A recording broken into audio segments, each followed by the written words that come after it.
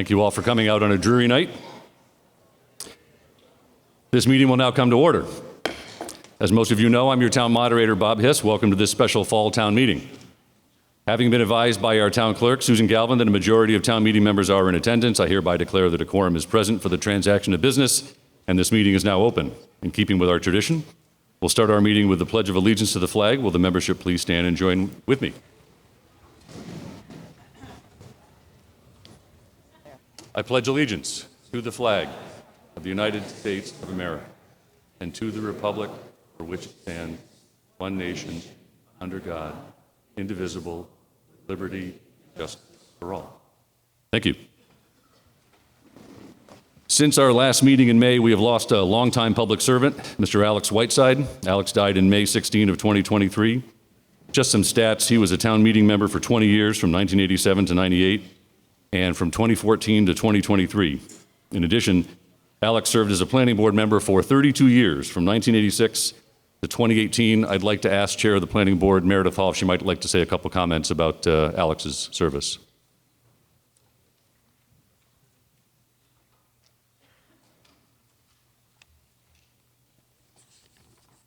Good evening. Meredith Hall, Town Meeting Member, Precinct 3, Chairman of the Planning Board. I would like to begin this evening by taking a moment to remember former Planning Board member Alexander Whiteside, whose wisdom guided us with a steady hand as we faced challenges in terms of development while trying to maintain the charm and character of our historic town. For over 30 years, Alex demonstrated his commitment to quality development. His guidance and legal expertise will be greatly missed. Thank you. Please join me in a moment of silence for our friend Alex Whiteside.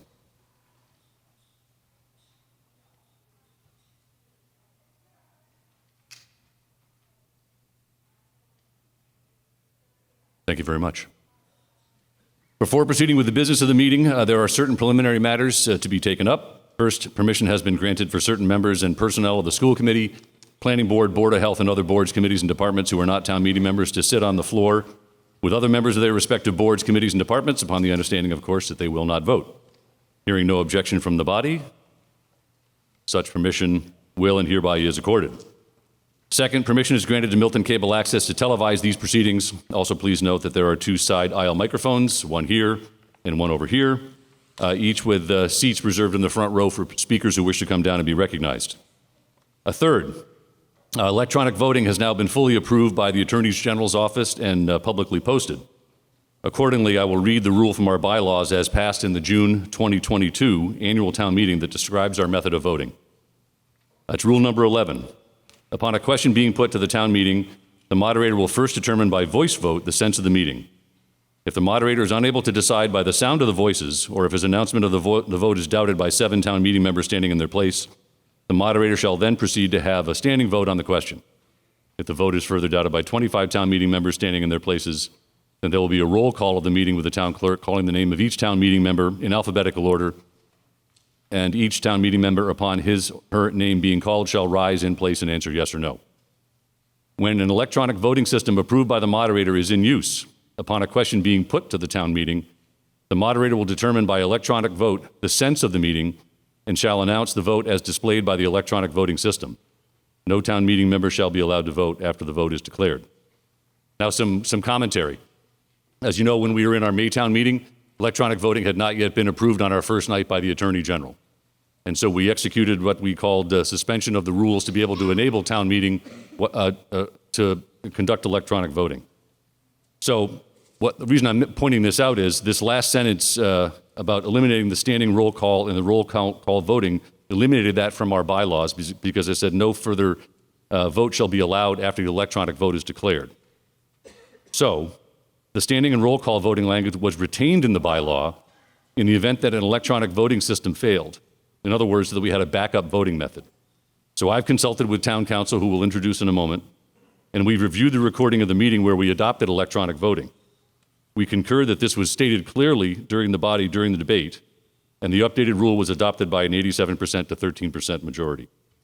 The reinstating a voting challenge would require a bylaw change which is not contained in our warrant, and thus the members and the public have not been notified of such a change. However, I know we're new to electronic voting, and in order to perhaps give members comfort, if after the end of a vote, if I see 7 members stand up, then we'll display the results live of the vote so you can have confidence that we're capturing your votes. Is that clear? And then if members want to make a change to other things like roll call votes in the future, you can put an article in the warrant, we can adopt the rules, and it'll go through the normal process. You have a microphone there, Ms. Agostino?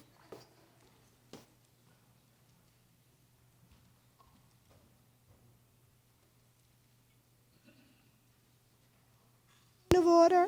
Yes, ma'am. Diane DiTullio, Agostino, Precinct 9. Can we just clarify, at the last town meeting when we first introduced electronic voting, you displayed for us how you could scroll through the list to show individuals how their vote was recorded. Since that time, I have done research with the Attorney General's office and many other towns, and maybe town council could touch upon this. And what they have discovered, and this has to do with the publicizing of the votes, public records, there is no law currently that covers the public records aspect of electronic voting devices, which is why many towns do it in different ways. So the point of order is I would appreciate if you could show again how once we vote, you could scroll through because some individuals were questioning if their vote worked or tallied, and if town council could also address it, because public records is generally very identifiable, and it did take months for the AG's office working with the law department, that they have a legal law library, the law library, and that was omitted, so we'll have to speak to our state legislators to create some law on that regard. But if you could show what you showed last at the beginning of how you could show the actual votes. Sure. I think, Rob, we can run our test vote now and just demonstrate that. So does everyone have their clicker? We prepared a test vote, and just to make people comfortable, we'll have a quick test vote before every vote, just to make sure there's no clicker problems. By the way, the batteries have all been changed. The frequencies have all been set to the same frequency on your devices, so we're fairly confident. So, if you would answer this question, did you read the warrant? Yes, no, abstain. We'll have a countdown.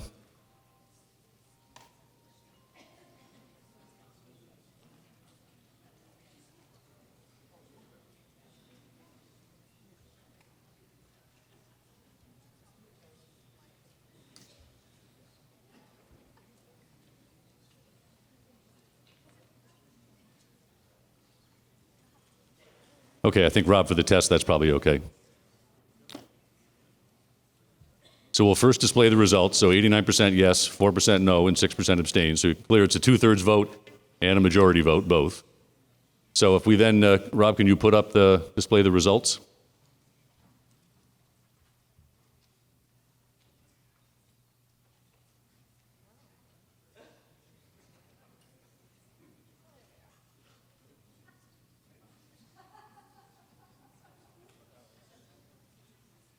So Rob, I think you can just scroll through.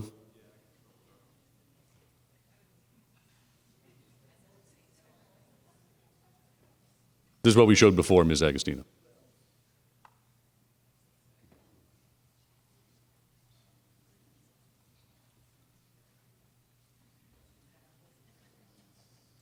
Okay, satisfactory, everybody?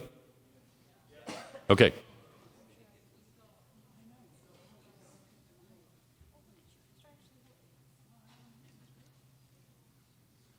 Seen enough? No. You want to? Riveting, huh?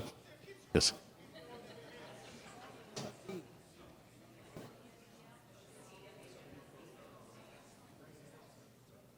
Okay, any problems? Yes, sir. Got a problem? Okay, we'll have it checked out.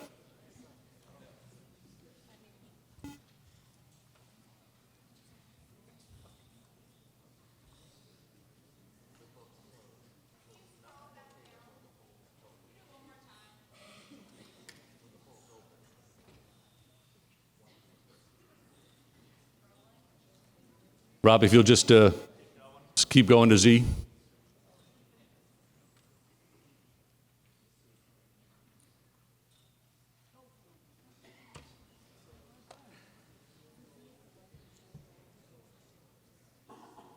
Okay. Everybody's device good?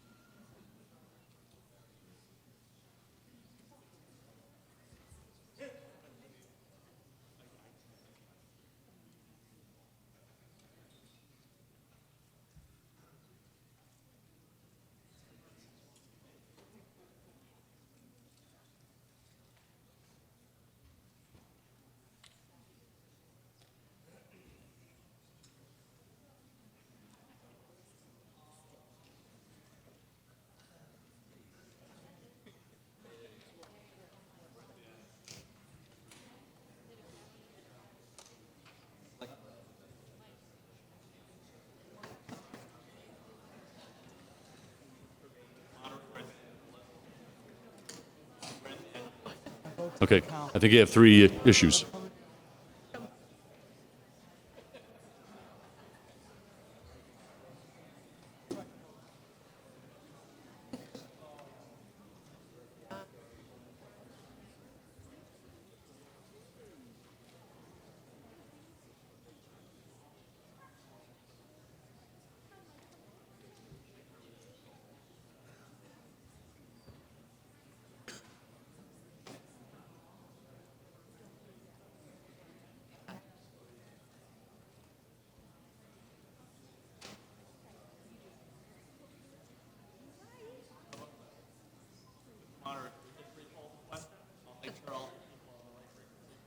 Okay, let's repoll the question then.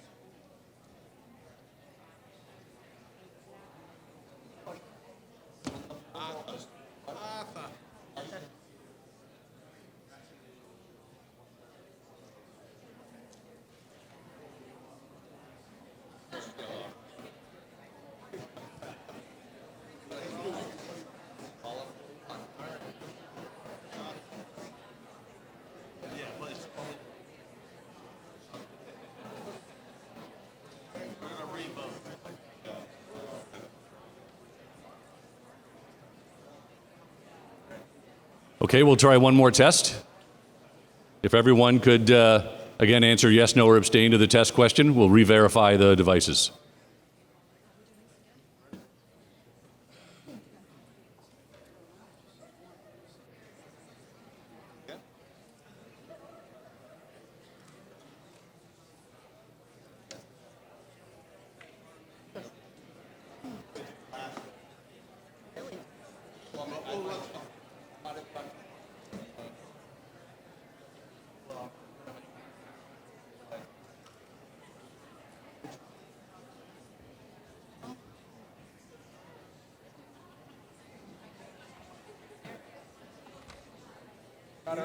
Okay, we can close. All right, let's display the results.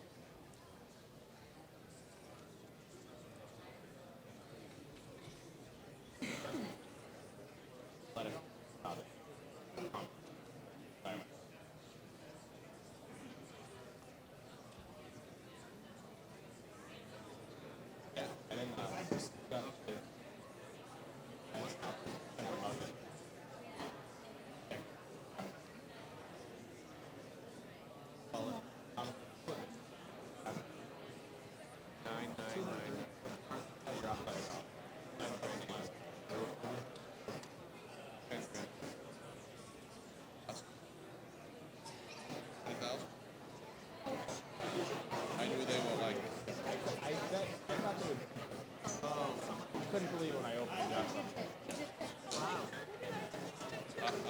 I was showing an email from the president of the college to that guy.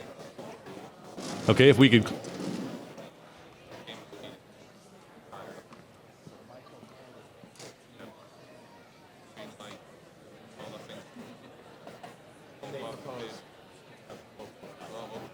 They already own them. They have them. That's pretty grand right there. All right, we've concluded the test. Just a reminder, folks, the only buttons you should touch on your clicker is yes, no, and abstain. If you hit the channel button, if you drop the device and the battery falls out, you're going to affect the operability. So just yes, no, and abstain are the only buttons to touch tonight, and we should be okay. So, seeing no objection from the body, the remaining rules from our May town meeting would then be the rules in effect for this special town meeting. With that, I'll proceed to an announcement from Mr. Zulis. I think we have two announcements for us. Thank you, Mr. Moderator. Good evening, everyone. Mike Zulis, Precinct 3 Town Meeting Member, Chair of the Select Board. I have two preliminary matters. First, how about them Super Bowl champion Wildcats?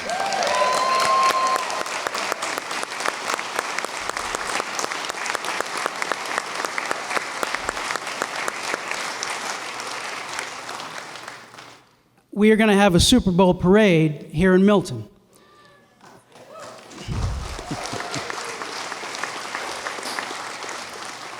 That parade will take place this Sunday, December 10th, starting at 3 o'clock at the high school here. It'll go throughout Milton, and the parade will end at 4 o'clock here at the Milton High School auditorium, at which time and at which place the players, coaches, officials, band and cheerleaders will all be celebrated by our town.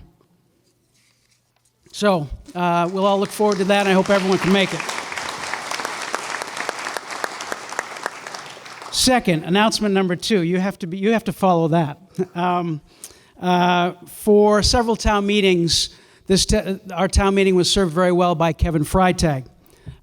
In August, Kevin Freitag left for greener pastures, and since that time, without missing a beat, we have been served by a new town council, Peter Mello.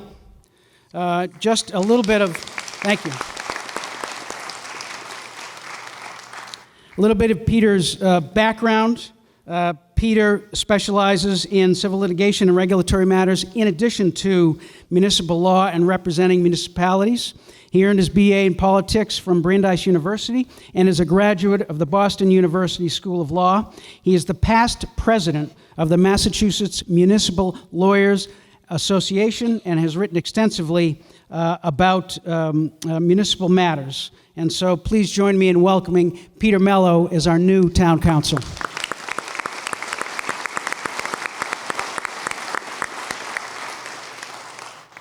Thank you, Mr. Moderator. Thank you. And I'm already jealous he's got better hair than I do. It's a great head of hair you got, Peter. All right, with that, we'll proceed to Article 1. I'm going to waive the reading of this lengthy article. The article's on page 9. The recommendation from the Warrant Committee is on page 35, so I'll just put that into motion. Recommended that the town vote to refer the proposed zoning bylaw back to the Select Board for further study. I'd like to start by recognizing Mr. Dave Humphreys, the chair of the Warrant Committee, who will explain the Warrant Committee's thinking. Then we'll move on to Mr. Zulus.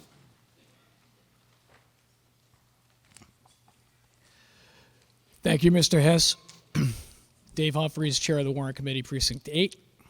Good evening. Good evening, town meeting. With regards to Article 1, the Warrant Committee, our recommendation is to refer the matter back.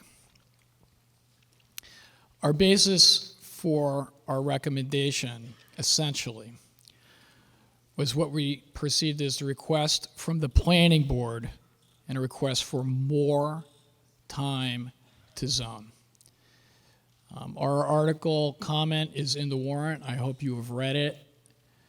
I am going to talk about our thought process and our reasoning for our request for more time without getting into the nitty-gritty, if you will, of the article itself, of the zoning itself. It's long, it's complicated.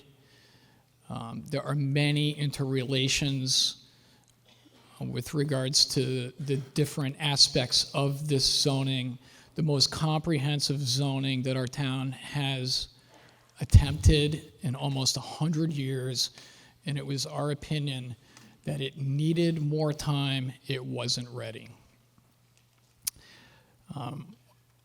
We've made our comment. Since we voted our recommendation to ask for more time, there has been important things that have happened that I would advocate demonstrate the need for more time. First, since we voted, the planning board actually did meet and did vote a no to not support Article 1 Select Board's article. Back when we met as the Warrant Committee, they didn't have a vote. At that time, what we could say was the planning board is not in support of this article. At this time, we can say affirmatively that the planning board is not in support of this article. That shows how quickly we were moving, how fast things were going. It was rushed. We're rushing now. Next, the planning board had not received updated financial analysis from their consultant. At the Warrant Committee, we had to make do. Jay Funling did a great job. Thank you, Jay. We had to make do with what we had. We had to come up with our own. We're the Warrant Committee. We're not statisticians, and we are not subject matter experts in this. But we had, because we were under time pressure to make this decision, we had to make do with what we had and put our best foot forward. So we did.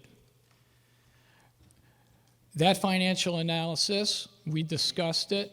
It was not adopted by the committee, but it gave us a starting point for our conversation. We did the best we did. Since that time, there has been more financial analysis given to the planning board. Less than a week ago, that itself needs to be pulled apart, needs to be tested, needs to be looked at by the subject matter experts, some of whom are in this room, at least one of whom I know has requested more time to go through that analysis. That person actually has a job and can't devote their entire life to looking through all this stuff. More time is needed. Another development was there was serious consideration of an amendment of a potential green sheet to this article that we might have addressed tonight, talking about taking units from what we could call Granite South to put to Granite North, to take some of the pressure off of potential development in the DPW yard and move it to what could be called the Ketchus building, creating a 10-story building there. That didn't come to us. It's not here tonight. But it's the kind of thing that we need to talk about. It's the kind of thing that we need to look into, the kind of thing we need to pick apart to see what our options are. What are some of the options that are available to us that just need time to be vetted? That's an example. But we're told that we have to pass this thing or face the consequences. The recommendation of the Warrant Committee is that we shouldn't act out of fear, but we should rather act out of the conviction that what we are doing is right. There is a tradition in our country that dissent is patriotic, that we have a right to speak, we have a right to be heard, and we can object conscientiously and peacefully if we believe that the government is unjust. We first speak up, then we act, and then we accept the consequences peacefully. Some reasons why we should not act of fear and we should not fear these consequences, these are things that have happened since the Warrant Committee made its recommendation. One, a lawsuit against the town of Holden by a nonprofit organization acting on behalf and advocating on behalf of the homeless was dismissed. The Attorney General was not a party to this. The Attorney General did not file for an injunction. A case where the Attorney General is a party is in Rockport. Rockport has filed, essentially, advocating that the entire scheme is unconstitutional and other. Mr. Humphreys, 3 minutes. Yes, sir. And other claims. That's still open. The Attorney General has not sought injunctive relief, but in fact, the Attorney General, in some of their filings, have asked for more time to respond to pleadings due to staffing issues, the holidays, and the assistant being out on paternity leave. So the wheels of justice do indeed turn slow. There was at least one MBTA amendment to a bill on Beacon Hill that was filed to relieve Milton from MBTA zoning.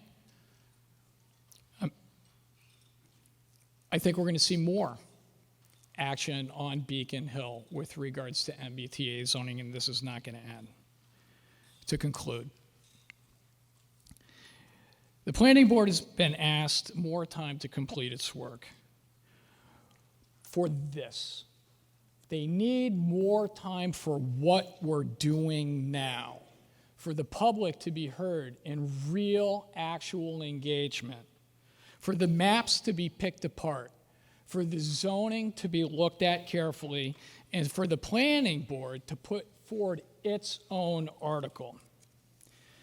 We should not act out of fear. We should not act out of fear of retaliation from the government. And the reason why we're asking to refer it back is so that we don't vote no. There's a general consensus on the Warrant Committee, I believe, in the town, that we need zoning. We need to address the issues that the Commonwealth has raised with this. There's a recommendation of the Warrant Committee that it not happen now. Thank you. Thank you. I'd like to recognize Mike Zulis, Chair of the Select Board, who submitted this article. By the way, for the discussion tonight, just so everybody knows, we're having in the motion to refer, we won't allow any amendments to the article itself. So we're just talking about the motion to refer. I had a lot of discussion with some of the town departments on this. I've decided to let it go to the 10 minutes to discuss this because I think everybody's going to dying to get their points out about why we address this now. So, and I've got 12 citizens and 6 town meeting members all have requested time to speak and all been pre-approved to speak with not all with presentations, but with some. So I'll enforce the 10-minute limit as strictly as possible, and we'll start with Mr. Zulis.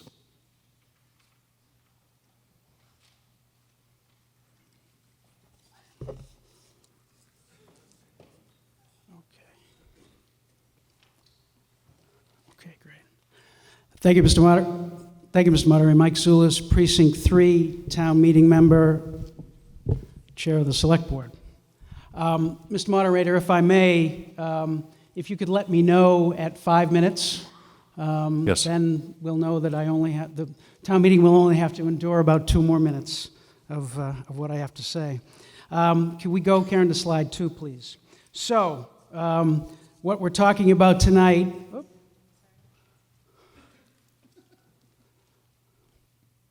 I didn't get charged that time, did I, Mr. Moderator? No, you get a pass, yeah. What we're talking about tonight is the MBTA Communities Law. It is a mandatory law. It's not a suggestion, it's not a proposal or an idea. It is the law, and it is a law that imposes requirements on our town. It requires zoning. It does not require housing, and we are here tonight to consider zoning, not housing. The law, as quoted on the slide that you see before you, Section A provides for the zoning that we need to provide here in Milton under the law, and Mr. Zawinski will go into that at greater length. Under Section C, which is the last bullet point quoted, it gives the department the law, and the legislature gave the Department of Housing and Livable Communities the power to promulgate guidelines to determine if Milton is in compliance with that section. Next slide, please, Karen. Now, the guidelines were issued in August 2022, about a year and a half ago. Milton was classified as one of 12 rapid transit communities. Now, the Select Board has, on 2 occasions, one in August and one in September, advocated for reclassification with 2 different agencies, the the Department of Housing and Livable Communities and the MBTA. Now, we were instructed by Town Council that trying to advocate with the agencies was the best way to do it. Because once the agencies decide, the agencies will be accorded what's called substantial deference in court. That means it's more likely that the court will side with those agencies rather than a town who's opposing them. Just 1 minute while I can just so I can get the reclassification letters that the Select Board provided.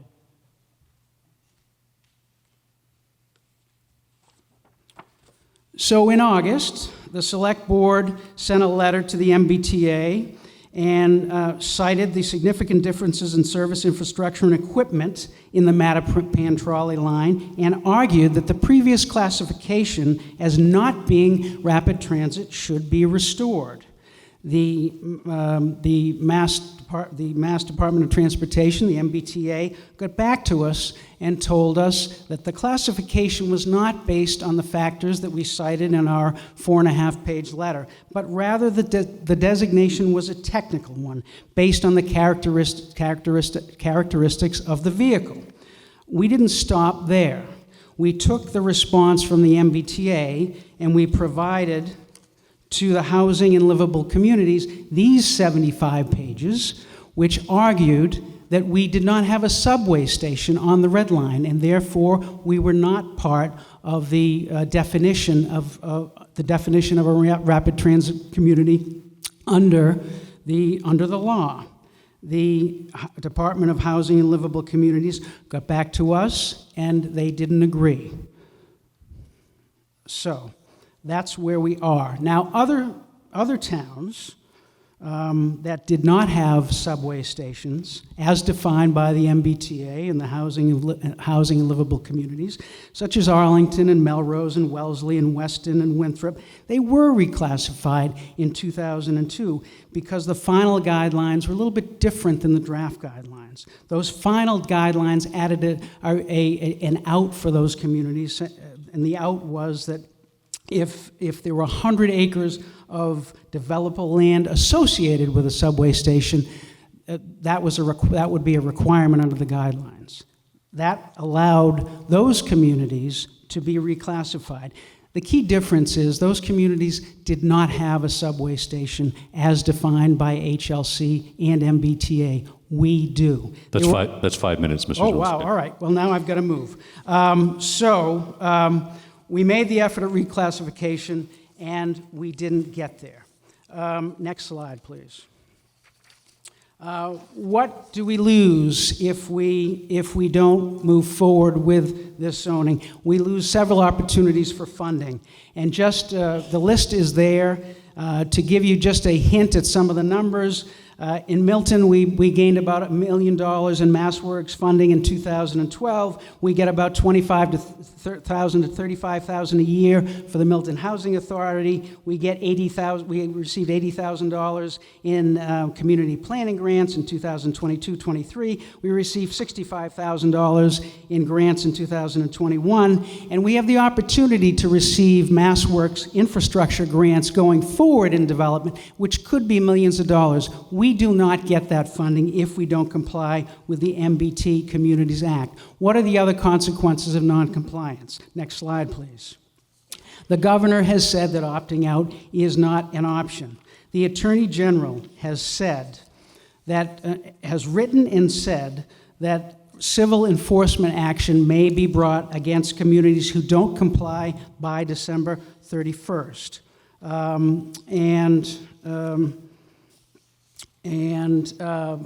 The Attorney General has also said that, just 1 minute, sorry about that. Communities cannot avoid obligations under the law for foregoing funding, and the risk of liability to towns, it will be under federal and state fair housing laws. And the Attorney General has written those things, and the Attorney General has said, and then if folks do not comply, she will use every tool in her toolbox to make them so. Our town council agrees with the Attorney General's Attorney General's analysis that these are potential outcomes. Next slide, please. Here's an example of what could happen if we don't comply with the law as stated by the Attorney General. A lawsuit which would be brought by the Attorney General or perhaps the Lawyers Committee for Rights. It would be a discrimination claim under federal housing law. And the Brookline Town Council cited a concern about, quote, an historic practice of discouraging any new multifamily housing from being built. That is an issue we would have here in Milton as well. And if we get brought to court, again, there would be substantial deference granted to the legislature and the agencies. The damages could be significant, a contempt finding, and would result in onerous monetary damages, and we would pay the legal fees for the plaintiff's lawyer.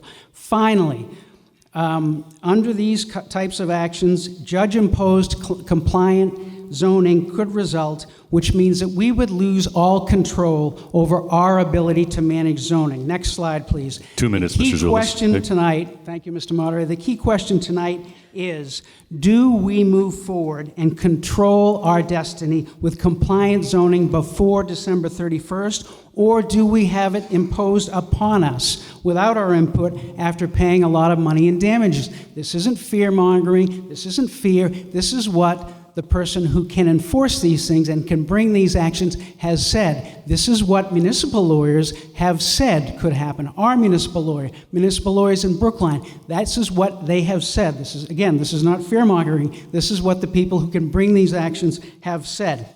Now, the good news, next slide, please. There has been more than a year's worth of work that has gone into this. There has been an extensive public process with more than 28 planning board meetings, select board meetings, public information centers, sessions. We have spent $80,000 in expert data and analysis. We have had 30 different compliance scenarios tested by independent consultants, and we have had countless hours of work by the town planning department staff. Next slide, please. How did the article get here? In 1 minute, thank you. Thank you, Mr. Moderator. The select board deferred to the planning board's work until the last possible date. We needed to do this by September 5th because the timing was such that in order to get this article in front of you tonight, there needed to be 86 days, 65 days for a public hearing, and 21 days for the planning board to make a report. That was the last possible day for us to go forward. We accepted revisions based on planning board feedback and the public hearing. The article includes extensive site review and development standards. And the select board, and this is important, believe the town meeting should have the opportunity to decide whether to comply with this law. The only way to do it is to pass this article. Next slide, please. And if you could wrap up as soon as possible. Yep, thank you, Mr. Moderator. The guiding principles of this article, Mr. Zawinski will go into. The primary one is to maintain the physical characteristics of this town. And that's what has driven this, that is what's driven the effort here. In addition to not exceeding statutory requirements and using existing multifamily zones and use of large non-residential parcels. Just a couple of points. Next slide, please, Karen.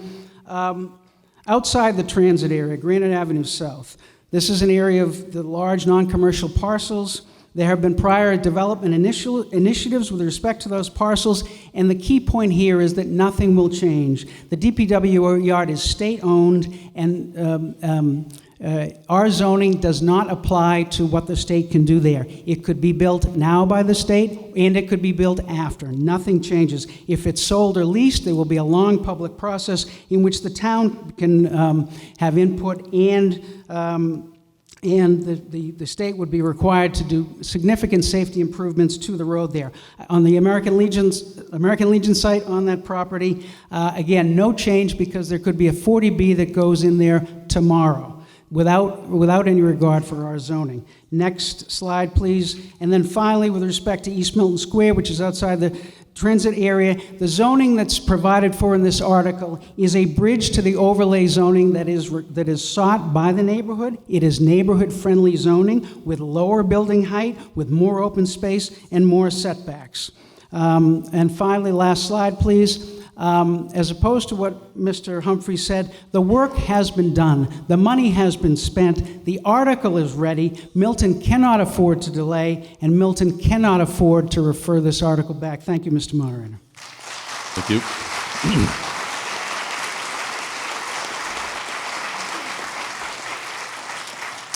I'd like to recognize Mr. Czerwinski. By prior agreement, he asked for 20 minutes. Do you think he can get it done in 18, since Mr. Zulus borrowed a couple from you? Thanks, boss. My name is Tim Czerwinski. I'm the Director of Planning and Community Development for the town of Milton. I'll wait for my slides to go up.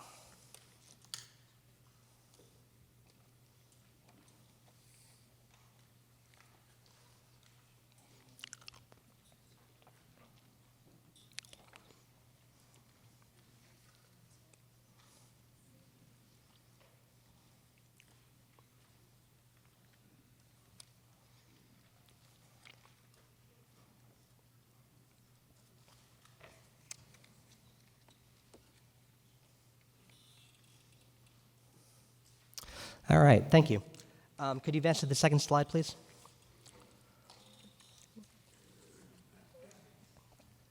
So what is the MBTA Communities Law? MBTA Communities was an amendment of the Zoning Act, Chapter 40A in Mass General Laws. It's a new Section 3A. So if you hear us refer to Section 3A, it's the same thing as MBTA Communities. It was enacted as part of a large economic development bill in January of 2021, and it basically says that any community that has MBTA service, an MBTA community as statutorily defined elsewhere in MGL, shall have at least one zoning district of reasonable size in which multifamily housing, which is defined as 3 or more units in a single building, or multiple buildings on a site that include multiple units, where multifamily is permitted as of right, as opposed through a special permit process or a variance process. And then there are additional other criteria laid out in the statute, that the minimum gross density of the entire district is 15 units per acre, that it's not more than a half a mile from a commuter rail station, subway station, ferry terminal, or bus station. You can't require age restrictions, and the zoning has to enable housing that's suitable for families with children. Mr. Zulus went over some of the penalties for noncompliance earlier in his slideshow, some major state grant programs, as well as some other grant programs that are run by other state agencies. Can you go to the next slide, please? As Mr. Zullis mentioned, the MBTA Communities Law is a mandate for towns to create zoning. It's not a mandate for towns to actually go out and create new housing. We anticipate that if this zoning is passed, that there will be some level of development that results. But even so, if not a single unit of housing is developed under MBTA Communities Law, we are still be considered compliant if we pass the zoning. So a lot of folks have had this question over the more than a year that we've been doing this, and I just want to assure people that if we get the thumbs up from the state with our zoning, we just let it go, and it operates as it will. Can you advance to the next slide, please? So there are a number of requirements that the town has to meet, that our zoning has to kind of check these boxes to be considered compliant. As I mentioned, the overall density of the district has to be 15 units per acre. We can do that via multiple different sub-districts, which is the path that we're taking. Not every sub-district has to be exactly 15 units per acre. One can be less, another can be more, as long as the average of all of them comes out to 15 units an acre. The physical geography has to be at least 50 acres in area. We far outstrip that by quite a bit. One of the requirements in the state's compliant guidelines, as Milton's status as a rapid transit community, rapid transit being considered sort of the highest level of MBTA service, and so those communities have the highest obligation to create additional housing. We're responsible for accommodating units equivalent to 25% of our year-round housing count. This is a term called unit capacity. So basically, what unit capacity tries to imagine is if every parcel is a blank slate, how many units could you build under this new zoning? And that's your unit capacity. Ours is 25% of our year-round housing count. That comes out to 2,461 units. That's a number that I think a lot of people are familiar with. At least half of that unit capacity and at least half of the minimum acre of 50 acres has to be within a half a mile of transit. And then finally, at least one sub-district has to represent 50% of the total area of the zoning district. I want to make sure that everyone is very clear on these requirements because they start to have a lot of influence over the shape of these sub-districts. Next slide, please. So how did we get here? We've been talking in serious terms about MBTA communities since the bill was passed in January of 2021. The final guidelines were passed in October of 2022. So there's been, at least more than a year of serious discussion about, the specific requirements that we have under the state's compliance guidelines. And, since early this year, we've been doing a lot of really in-depth work with technical assistance consultants, really testing out different scenarios under the state's compliance guidelines. MBTA Communities has been discussed at 28 different planning board meetings. We've had 8 public forums open to the public. We've had a rolling survey that, breaking news. I think we're at 500 results, 499 results on that survey over the course of the last few months. We've had 4 listening posts at the Milton Farmers Market. The planning board approved a mailing that went into every property's water bill. So if you pay your water bill and you don't throw away what's inside the envelope, you should know about MBTA Communities and hopefully have checked out our website. Social media, town news postings, and then some direct outreach to town meeting members, including a letter in July, just notifying town meeting members that this is going to be something that you should be paying attention to. Check out our website. And we had a sort of town meeting member-focused public forum last week. So there's been a lot of work that's been done here in multiple different forums. Next slide, please.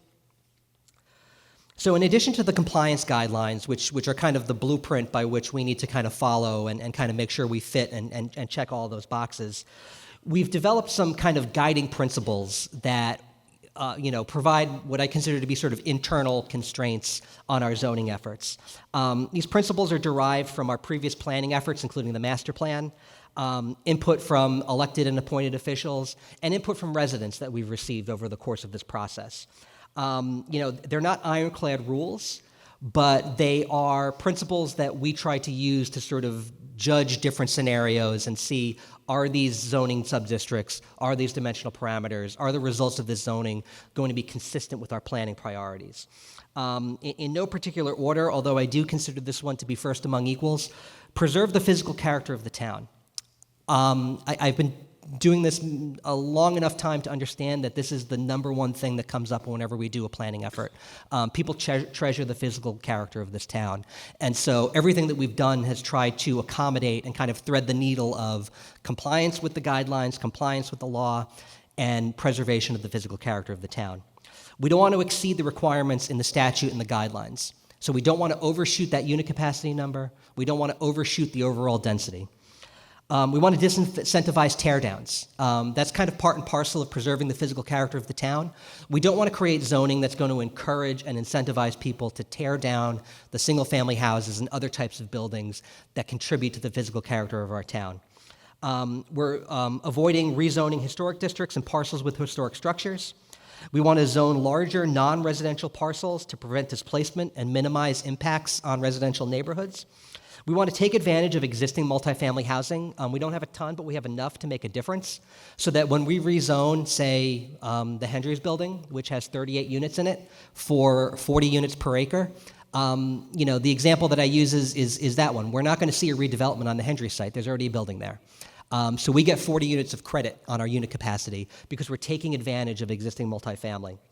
And finally, we want to site districts in transit and amenity-rich areas. This is something that, the point of this law is to help people live a car-light and potentially even car-free lifestyle. That is something that, you can't do if you're not citing these districts near transit, if you're not citing them in districts where there are commercial amenities, walkable amenities, so that all of your business isn't hopping in the car and driving to Hyde Park or Dorchester. That's 10 minutes, Mr. Chwinski. Thank you, Mr. Moderator. Next slide, please. So we've come up with 6 sub-districts. I'd ask if you can flip open to the map that's in your warrant. That'll be sort of the wow, everyone's doing it. That'll be the sort of the zoning map amendment that we're talking about. The next couple slides are going to be kind of closer up views of the sub-districts that we're working with. Each sub-district is tailored to match as closely and as much as we possibly can the existing physical character and the existing built environment in that district. Next slide, please. I'll try to blow through these really quick. East Milton Square, these are the parcels highlighted here where this sub-district is. Next slide. Granite Avenue North. Granite Avenue in the zoning is one sub-district, but it's been split into 2 sub-sub-districts. So the north, next slide. And the south, that's 2 Granite Ave in the north sub-district, and then the state DPW yard and Legion Hall in the south sub-district. Next slide, please. Milton Central Avenue Station sub-district is split into 3 parts. Milton Station East, next slide. Milton Station Bridge, which is the bridge between East and West, next slide. And Milton Station West, next slide. Mattapan Station is primarily Unquity House, the Milton Residence for the Elderly facility over by Mattapan Station. In order to get to 5 acres, which is the minimum size of a subdistrict, we had to fold in some of the single-family house lots, but we've specifically drawn up dimensional parameters that are, again, going to not allow you to build a 6-story building on a single-family house lot. Next slide, please. This is the Blue Hills Parkway corridor, just either side of Blue Hills Parkway, plus some parcels on the side streets. Next slide. And this is the Elliott Street corridor. This is, again, primarily single-family neighborhood connecting that Mattapan Station district with the Milton Station districts. When we talk about having a contiguous district that represents at least 50% of the zone capacity and 50% of the area of our entire zoning district, this is what we're talking about. There's no other way to meet those requirements without zoning some portion of the single-family neighborhood around Elliott Street. Next slide, please. So this is a very, very, very small slide, but this kind of shows you the outputs of the state's compliance model. This is a software tool that allows us to test different sub-district geographies and test different dimensional parameters and basically tell us, are we compliant or are we not? The most important figures that you see here are the 2, there's a bunch of green cells down there, but basically our unit capacity for these zoning districts comes out to 2,586, slightly above the 2,461 that is our minimum threshold, but it was as close as we could get. We are way over on acreage, 144 acres is the size of the subdistrict. Part of that is because we have a lot of low-density areas. The Elliott Street corridor is zoned for very low density, the lowest we could possibly get and still be considered multifamily.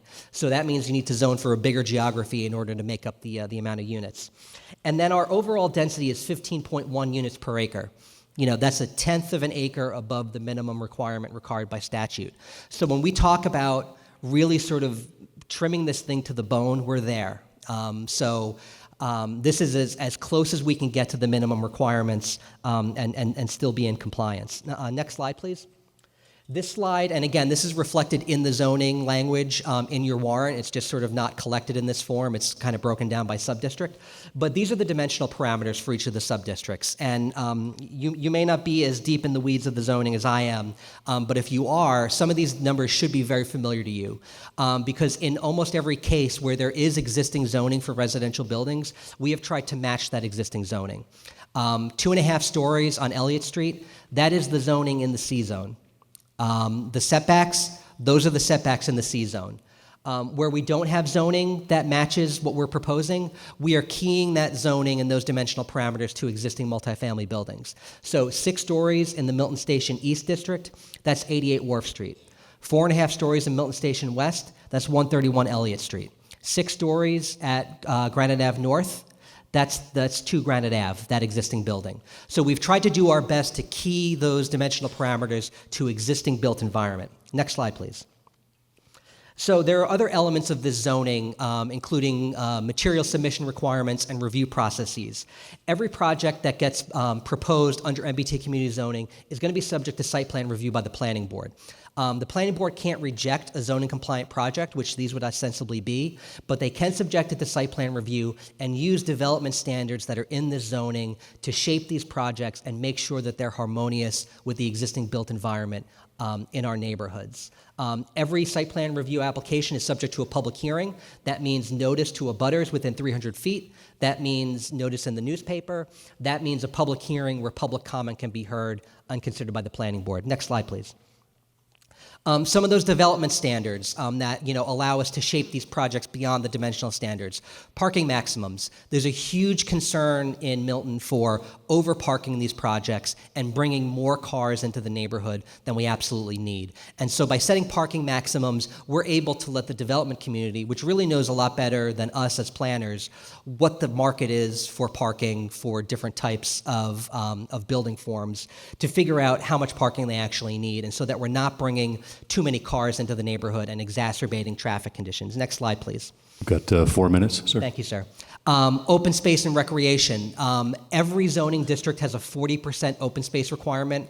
The Blue Hills Parkway subdistrict has a 50% open space requirement. Larger projects are going to require actual recreation space for families that live in these in these housing developments. There are design standards that go into site plan and orientation of the entrances and other elements of landscaping that again will give the planning board tools to shape these projects and make sure they have a look and feel that's consistent with our existing neighborhoods. Next slide, please. Affordable housing. We are allowed to require up to 10% of units to be designated as affordable. If we do an economic feasibility analysis, which we are in the process of procuring, we can go up to 20% if it's deemed to be economically feasible. One thing to note is that our existing zoning, which only allows single-family houses, has never produced a single unit of affordable housing in the town of Milton. Never. The only housing that we've built has been via special permit and rezoning processes. And since Fuller Village was completed in 2004, that type of special permit zoning has only created 12 affordable units. We're talking about allowing projects that can build dozens and dozens of affordable units in our town. Next slide, please. I'll really quickly go through how this is consistent with our planning goals. In the master plan, diversify housing stock, allow for smaller units, build rental housing. Next slide, please. The housing production plan, again, diversify your housing stock. Rental development goals, 85% of all units created. We haven't created very much rental housing at all outside of a 40B context. Next slide, please. The final report of the Equity and Justice for All Advisory Committee, again, focused on affordable housing. Our zoning does not create affordable housing. This zoning will. Next slide, please. And then finally, our ongoing climate and resiliency and sustainability planning. Transit-oriented development naturally is more energy efficient. It consumes less land per household, less impervious surface per household, and again, allows people to have the option to live near transit. Next slide, please. So finally, I want to read these verbatim, and these are my last two slides, so if I go over a few seconds, please indulge me. Articles 1 and 2 are the products of more than a year of discussions, analysis, testing, and iteration of geographic district boundaries, dimensional parameters, and review procedures. Our development of these subdistricts and zoning language were guided by principles drawn from previous planning efforts like the master plan, the housing production plan, the report of the Equity and Justice for All subcommittee, other planning documents, and feedback from town officials and residents. We were also highly constrained by the state compliance guidelines and the requirements in statute. Next slide, please. Our testing and iterating showed that there are many potential paths to technical compliance. So hitting all of those boxes, unit capacity, overall density, acreage, contiguity, all of that. We tested over 30 iterations, and at least half of them actually generated zoning or generated technically compliant scenarios. But the problem is not all of those scenarios were consistent with the planning principles that we articulated throughout this process. Getting to the final outcome on the warrant was an exercise in trade-offs and prioritizing competing planning priorities. Other potential subdistricts would not meet as many of the guiding principles as those that are outlined in Article 1. We believe that Article 1 represents the best combination of compliance with the state guidelines and adherence to Milton's planning principles. Thank you very much.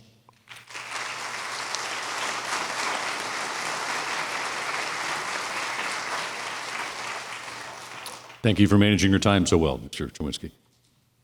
With that, I have, as I said, 12 citizens and 6 town meeting members that all wish to speak in general. Again, we're in the motion to refer section. So does anyone wish to speak to the motion to refer? Yes, sir, you're recognized.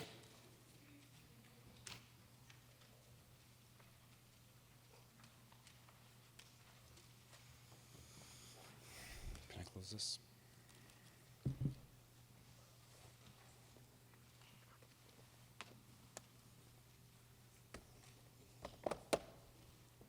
Good evening. I'm Brian Furs, town meeting member, precinct 10, former member of the planning board and a former chair as well. Before I go any further, I want to thank our entire town staff, especially Tim Zerwinski, the planning board, the warrant committee, and the select board for their tireless work on the issue before us. Regardless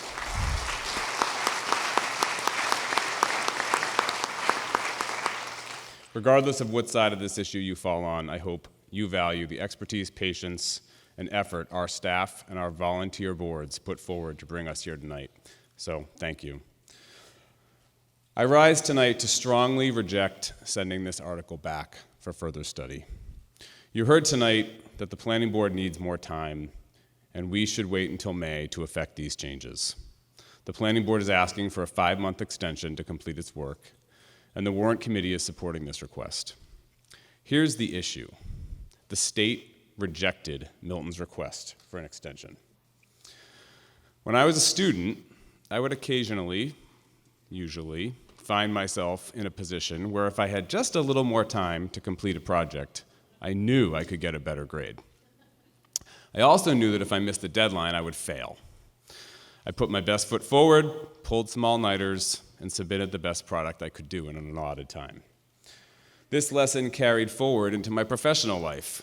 Like many of you, my various roles have required submitting responses to requests for proposals. The deadline was always sacrosanct. You miss the deadline, even by a minute, and your proposal is thrown out. You fail. Why the planning board and warrant committee think Milton will be treated by the state any differently, especially after it was requested and denied an extension by the authority, is beyond me. Milton is not entitled to special treatment, and it is not exempt from the rules. If we do not submit zoning, we will not comply. We will fail. The costs of failure were enumerated pretty well by Mr. Zulis's slides. But just a reminder, we will lose state funding for town services. We will be exposed to federal civil rights claims as a town following noncompliance. And the mandatory nature of the legislation means that a judge can just draw a zoning district and apply zoning for us, disregarding all of the hard work that the town has done over the last year plus to get to where we are today. Wherever we are today, it's better than what the court will impose upon us. What is the point of noncompliance? The proposed article received thorough process, which was reviewed by both of the prior speakers. It received tremendous exhaustive work by town staff and volunteer boards. We have a long history in this town of sending zoning articles back for further study, and we have a corresponding long history of then not studying those zoning articles any further. Often in Milton, a vote for further study is a vote to quash. Let's assume for a minute that quashing is not the intention of sending the article back. What is the intention? The members of the planning board have not voiced what they would change if they were given more time that would still result in a submission to the state that would comply with the requirements. Submitting zoning in May that is non-compliant with state requirements makes zero sense. Let's not focus on false choices. If the real intention is not to comply, then vote not to comply. Don't send it back for further study and continue to dedicate town resources to this. A motion to send the article back for further study ignores the law and puts the town at risk financially and legally. We will need our resources not to modify zoning, but to fight legal challenges and figure out how to live with court-imposed zoning districts. Those of you planning to vote to send this zoning back for further study because you believe that in 5 months the planning board can make the zoning better, great news. Early holiday tidings. We can vote to comply and send this back for further study just by asking the planning board to take a look at it over the next few months after we've passed it. The planning board can come back in May and we can have proposed changes in time for the town meeting. Let's get a win-win. Let's submit our zoning that has been extensively worked on to the state and comply. And then let's get to work as a town. Starting in January, we can take a little break. Sorry, I lost my place. We've got about 5 minutes, we'll get it sir. perfect. We'll get it perfect, or we'll get it close to perfect, and then we can always go back in October and do it again. Let's use our process to get this right, but also comply. If we vote to send this article back for further study, then we fail. We are voting as a town to fail. We are leaving our town's immediate and long-term future out of our own control. And by the time we get to May, we will have chosen not to comply, and the wheels of the state and the courts may very well already have run us over. I vote not to fail, and candidly not to break the law. And I ask you to join me in a no vote. Thank you.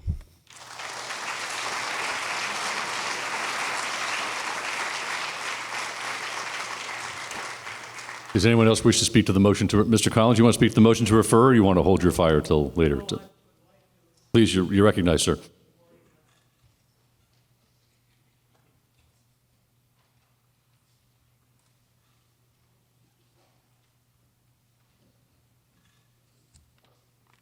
I will be very, very, very brief.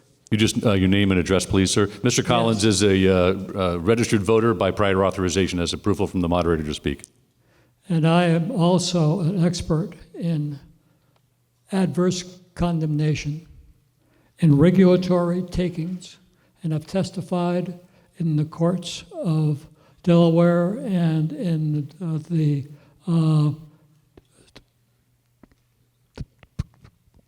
capital of our country on this subject.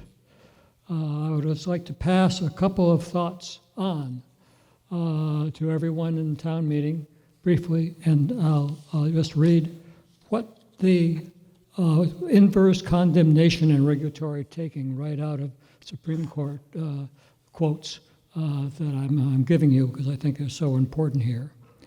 The concept of inverse condemnation is not new.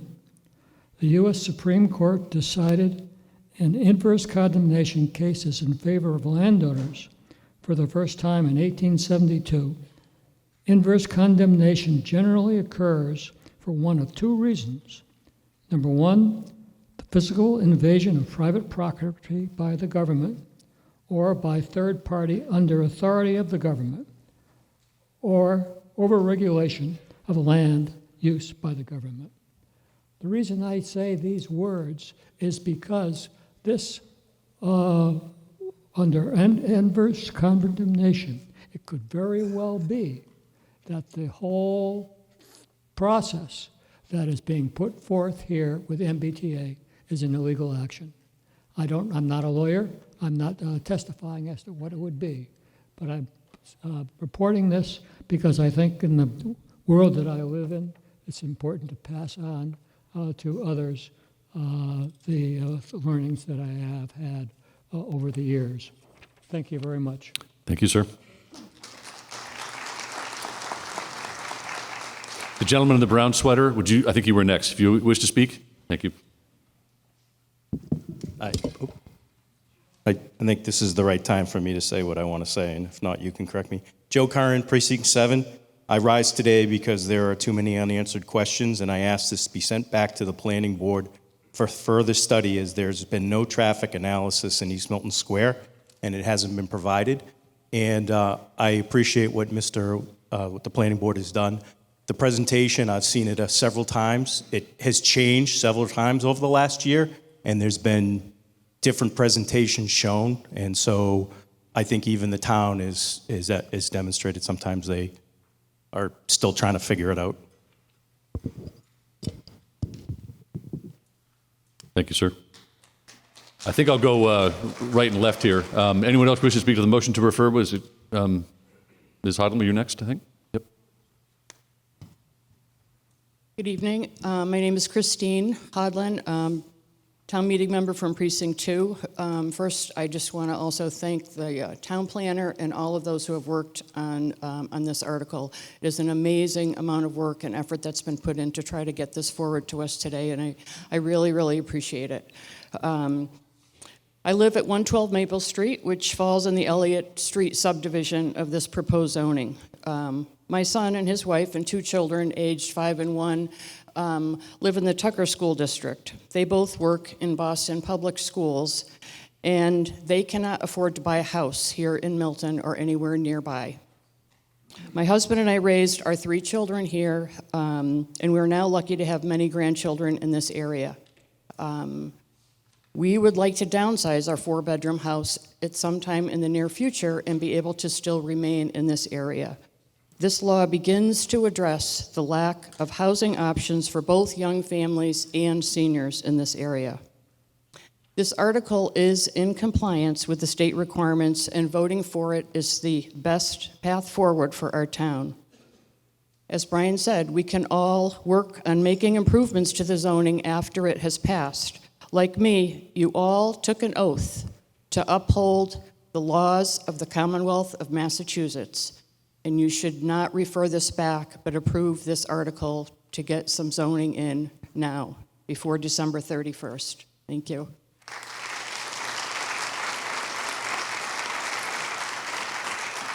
I'll go to the left of the gentleman in the jacket in the corner there. Were you first at the, whichever one of you was first, please just stand up. Thank you.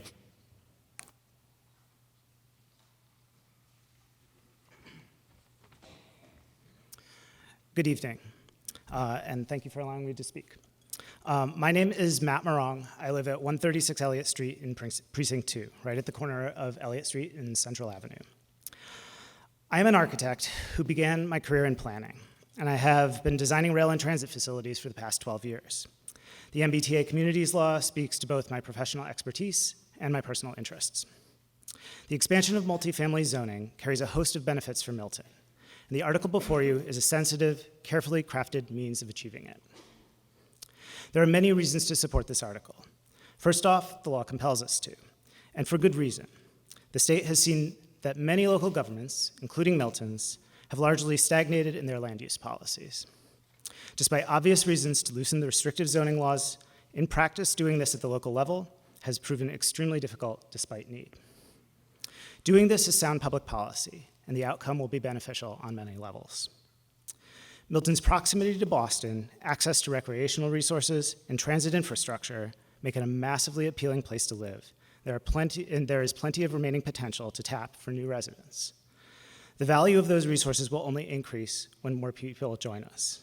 The importance of the Mattapan Trolley and the viability of walkable restaurants and shops in our villages will be bolstered when more residents live nearby to support them.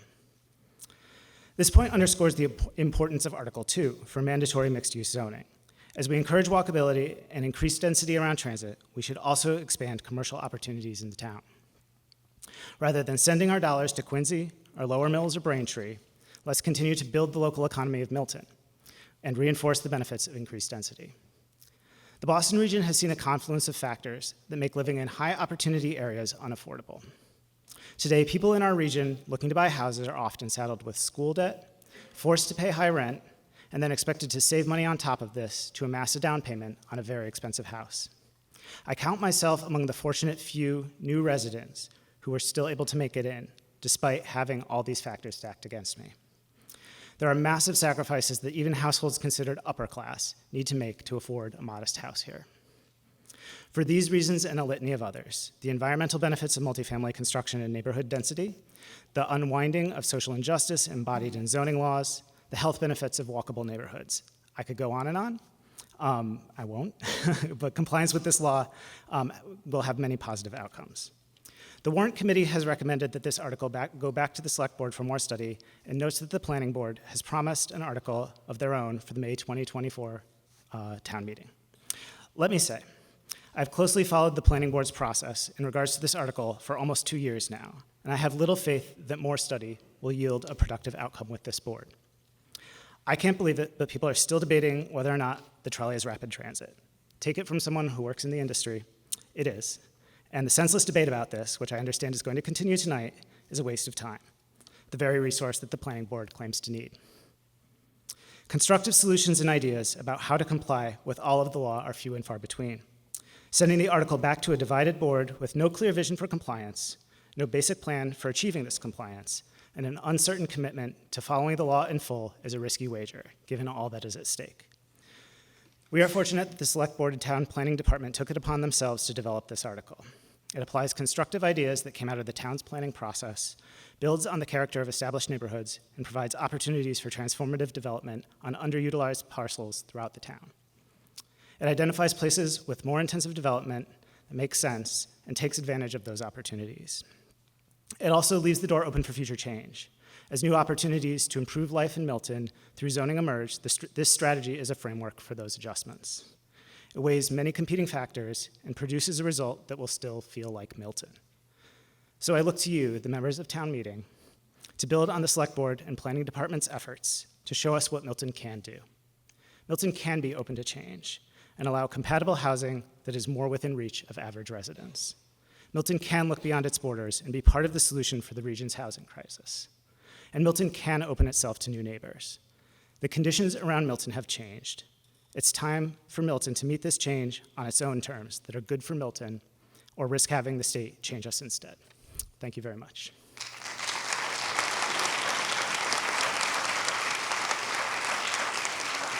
Sir, the gentleman right there in the corner. You, sir. I think you were next. Yes.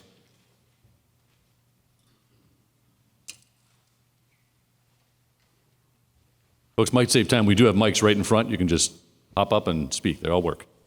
Thank you. Hi, my name is John Cohane. I live on Antwerp Street. I'm town meeting member, Precinct 7.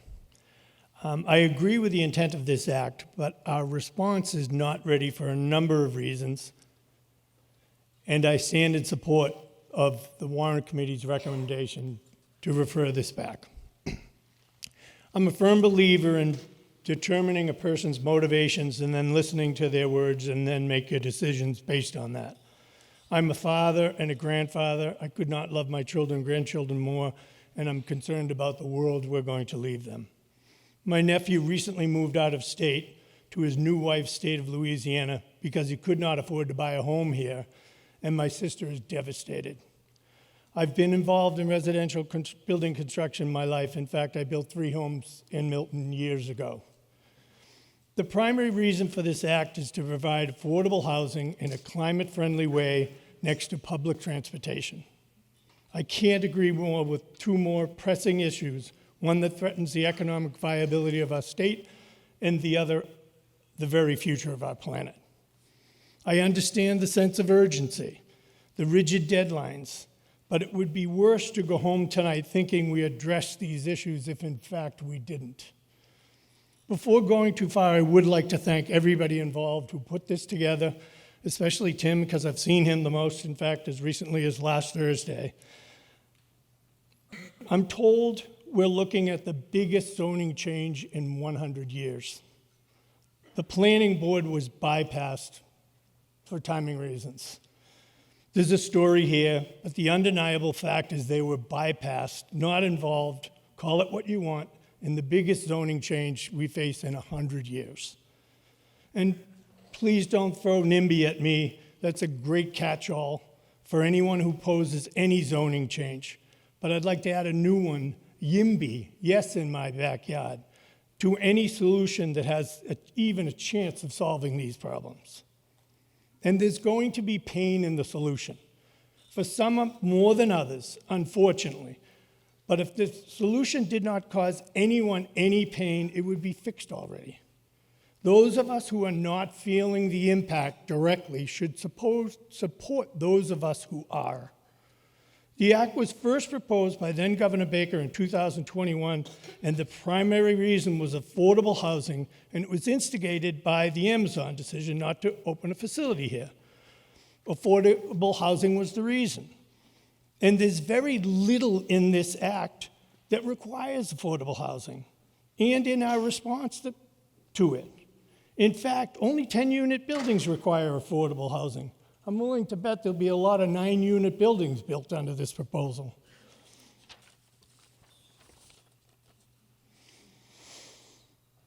Here we are at another zoning change that focuses on increasing supply as a method of driving down the cost of housing. I won't bore you with the number of examples of that not working, but as I mentioned, I've been in the building field all my life, and I can tell you there's a certain paranoia regarding economic cycles that will stop this. Just recently, everyone asked me, how busy are you? I'm in a primary indicator field. They know down cycle is coming, always has, always will. They will stop building as soon as the threat shows itself. So the underlying assumption of this act oversupply to drive down costs. But what will happen is supply will slow as demand slows, and prices will dip for a short period of time and climb as they always have. Oh, but some say it is ready. To that I say, Housing and Livable Communities has amended this as recently as August. And we're forced to implement a flawed plan that will cause the biggest zoning change in 100 years in a matter of weeks. If you think that all of a sudden affordable housing will come to market because of this act, I hope you're right. If you're not, these problems will get worse. From what even our own town officials are on record as saying, the best this will result is in 971 new housing units, 88 of which will be affordable based on the rate of change analysis, which addresses fiscal modeling. And golly gee, what a surprise that makes the impact look minimal. If they want to sue us for making their flawed plan better, so be it. If nothing else will shine the light on the problems, the press will throw NIMBY at us again, but hold your head high, because we will go down with those who challenged this plan and made it better. And in all likelihood, will happen. Nothing will happen in the short term. Who are the winners right out of the gate? Developers, property owners to mention too, and the people this was designed to help get a week down the road hope that transit-oriented affordable housing will be created, when even our own town officials are saying likely that will not happen.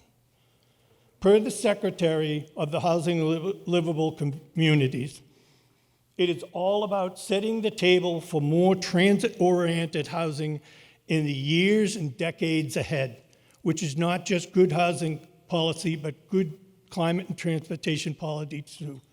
Decades ahead. Sorry. So let's get it right and go down as one of the towns that stood up and fixed this act. And please support the Warrant Committee's recommendation. Thank you. Thank you, sir. I'll go to this side, the second row behind Ms. Our town clerk. I can't quite see her. You in the jacket, sir? Light shirt, pink shirt? Is that you? Yes. Sorry, I don't know everyone's name, and Okay. I'll be brief. Thank you. Can you hear me? Hi, everyone. My name is Jonathan Lashley, Precinct 4, Thatcher Street. I'm relatively new to town meeting, but in that brief time, I've had an opportunity to get to know quite a few of you, and it's a pleasure to see so many familiar faces out there. For those of you who don't know me yet, I'm an architect, registered here in the Commonwealth, and I specialize in multifamily housing, affordable housing, and senior housing, what we like to call design for aging. And I think that's sort of one of the reasons why I made a point of standing up here tonight.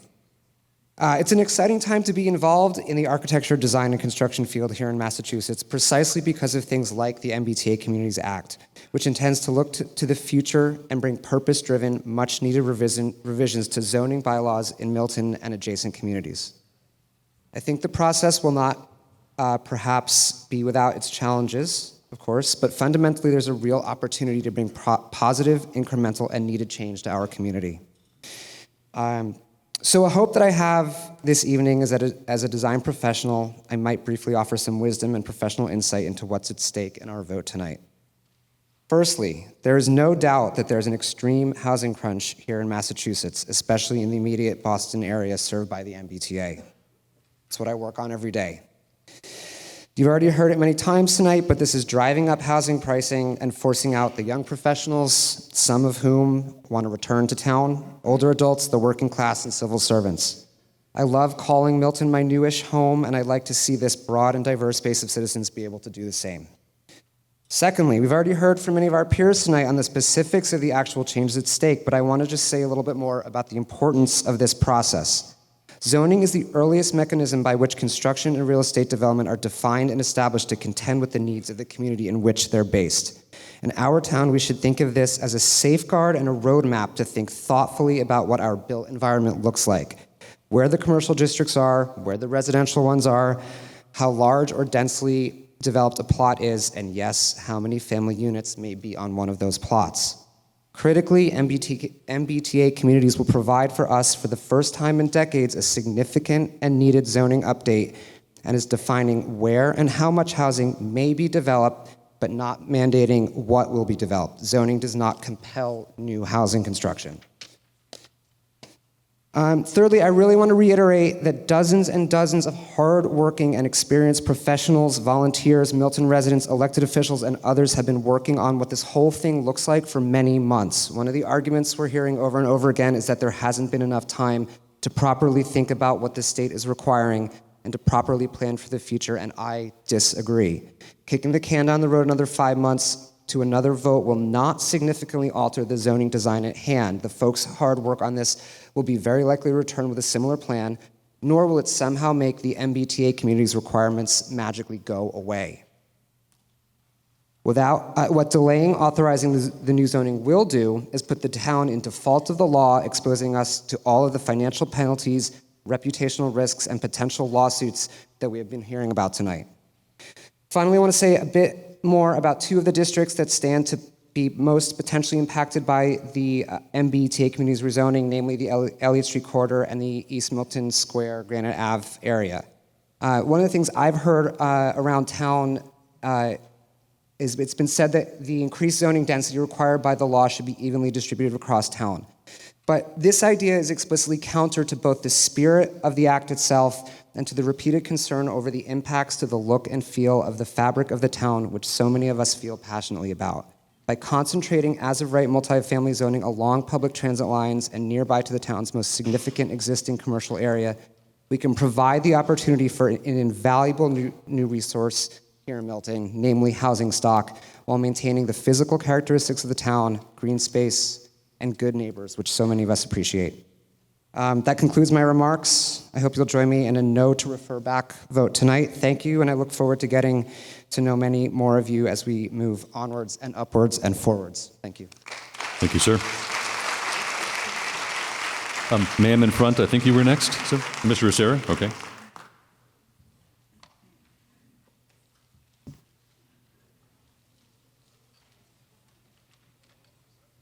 You can state your name and address, please, sir. My name's Steve Acera, Precinct 10. Thank you, Mr. Moderator, for the opportunity to speak, and through you to the members. I have some slides. Slide 1 from me. What? Yes.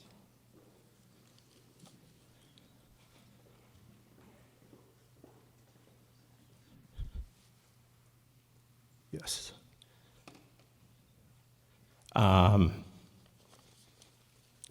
I've lived in Milton for 30 years since I got married. I've also been an attorney in good standing in the state and federal bar for longer than that. Several months ago, I submitted some documentary evidence to the select board, including an annual report from the board of directors of the MBTA for the period ending October 31, 1968, in which the board of directors, if you could give me the next slide too. At the top of the board's annual report, you will see that it notes there was a proposed conversion of the high-speed Mattapan trolley line to rapid transit by extending the red line from Ashmont to Mattapan Square. That revision was approved by the board of directors and by the advisory board, but was halted by litigation brought by the town of Milton, and that project was abandoned. So the MBTA board of directors does not consider us a rapid transit community, and they abandoned that project back in 1968. Can I get the next slide? Following the evidence, I presented to the select board another Milton attorney, a retired attorney, who's a senior partner in the litigation department of the world-famous law firm Skadden Arps, brought information and a fully prepared administrative law complaint to the select board, shown up above the summary of that document, showing more defects in the administration of this process by the agency. The statute specifically requires the existence of commuter rail stations, subway stations, ferry terminals, or bus stations.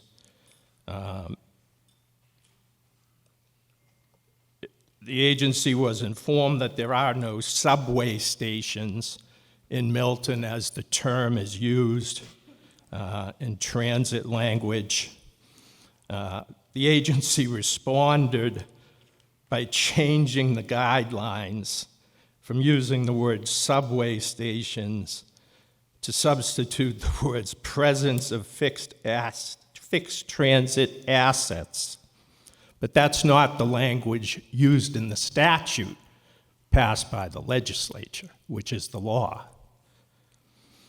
So the agency had no authority to change the statute of the statute language passed by the legislature, and once again underscores its intent to misclassify Milton as a rapid transit community and force us into the most stringent housing guidelines under that category.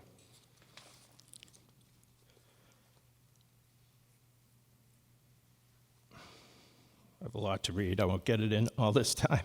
The town council or the chairman of the select board mentioned the fact that the courts traditionally allow deference to agency regulations. However, that's not unlimited deference. The Massachusetts Supreme Court has previously issued a three-part test on the limits of that deference. I submit all three parts of that test are failed by the guidelines. In this case, the legislature did not authorize the enormous policy decisions and expansions promulgated in the guidelines. They violate Supreme Court proscriptions on the unlawful delegation of legislative authority. Milton could easily comply with the requirements of the state statute with only a small fraction of the zoning changes required by the agency guidelines. Can I get the next slide? So, we're being trapped by this trolley and being called a rapid transit community. The reality is the Mattapan trolley line serves as a shuttle bus alternative for community access to rapid transit service at Ashmont Station. That's all it is.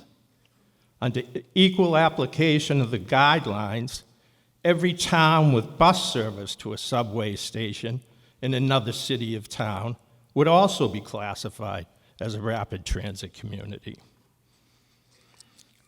Other problems are, how long is this trolley going to exist?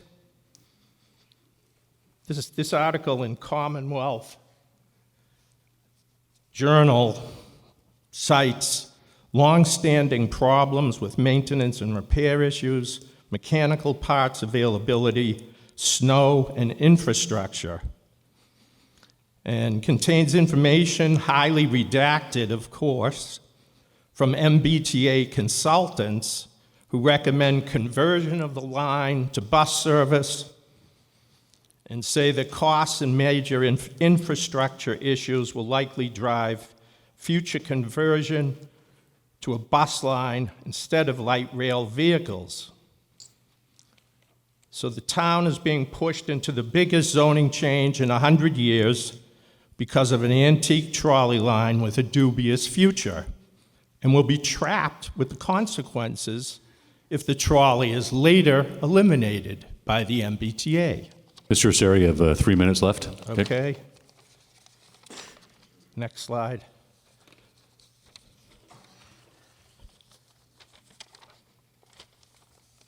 This is the proposed map under the town's zoning plan.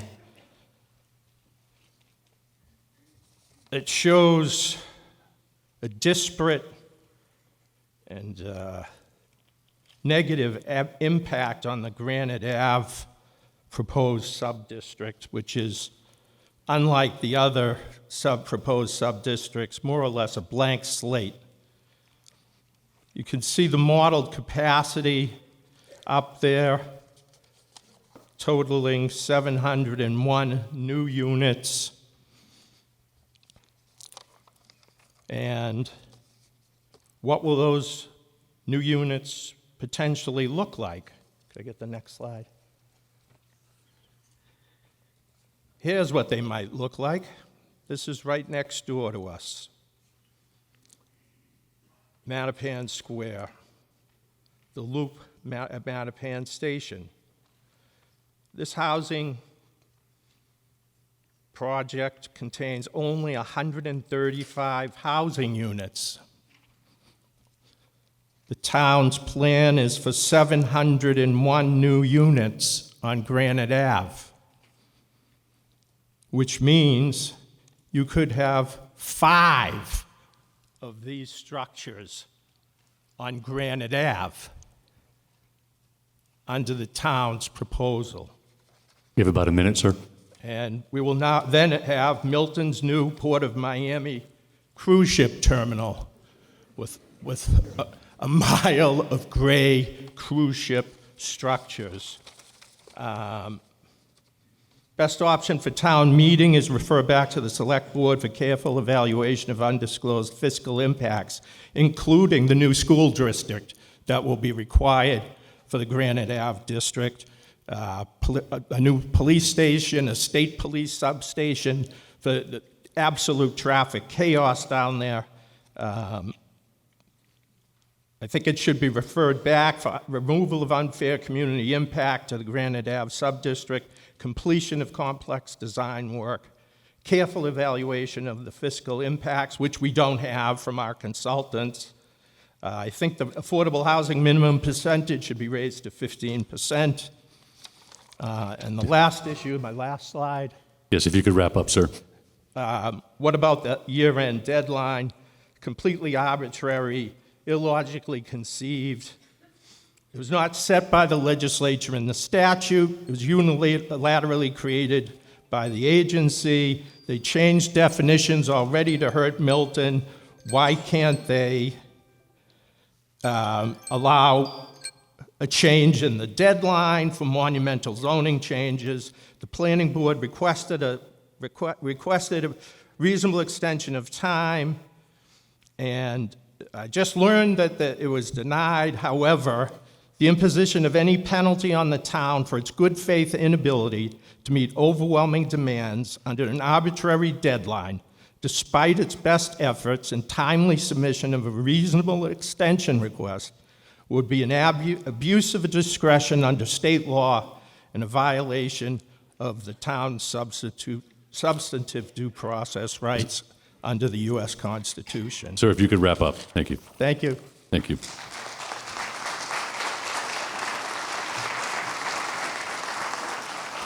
On my left, the woman 2 seats in, or 3 seats in. Thank you. Thank you, Mr. Moderator. Good evening, everyone. My name is Camila Chaparro. I'm a town meeting member in Precinct 4. I would like to start out by voicing my support for Article 1 and asking my fellow town meeting members to join me in voting no on the recommendation to refer this article back for further study. I also want to thank the town planner and all the other town staff involved in this process for the tremendous amount of work that they have done to get us here today.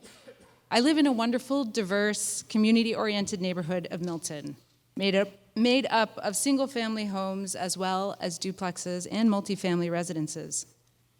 Over the decade that we have lived here, we have seen home prices, including the estimated market value of our own modest home, rise dramatically, due at least in part to extremely limited housing supply. While homeowners generally appreciate increasing home values, I'm also very cognizant of the fact that if I were looking to buy a home for my family now, we would not be able to afford to live and buy a home in Milton. And I fear that the same will be true for my children, which has already been expressed this evening, if we don't take steps now to address the severe housing crisis that we are experiencing.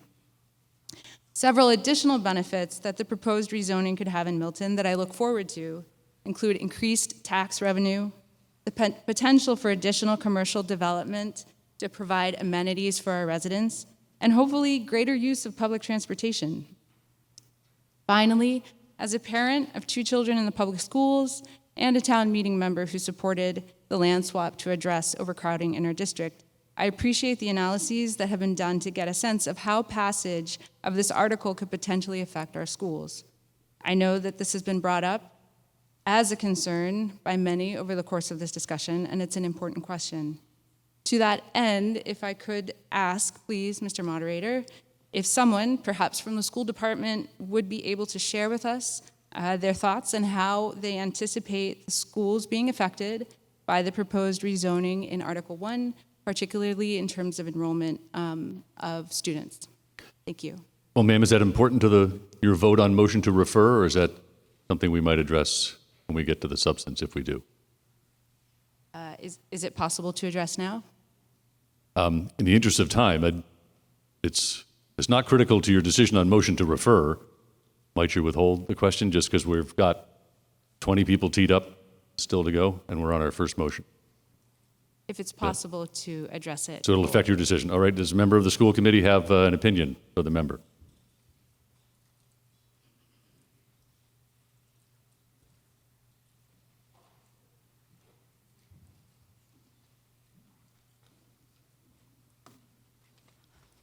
Good evening, Lizzie Carroll, Town Meeting Member, Precinct 3, Chair of the School Committee. I'd like to ask to recognize Dr. Burrows, our Superintendent. Recognize, sir.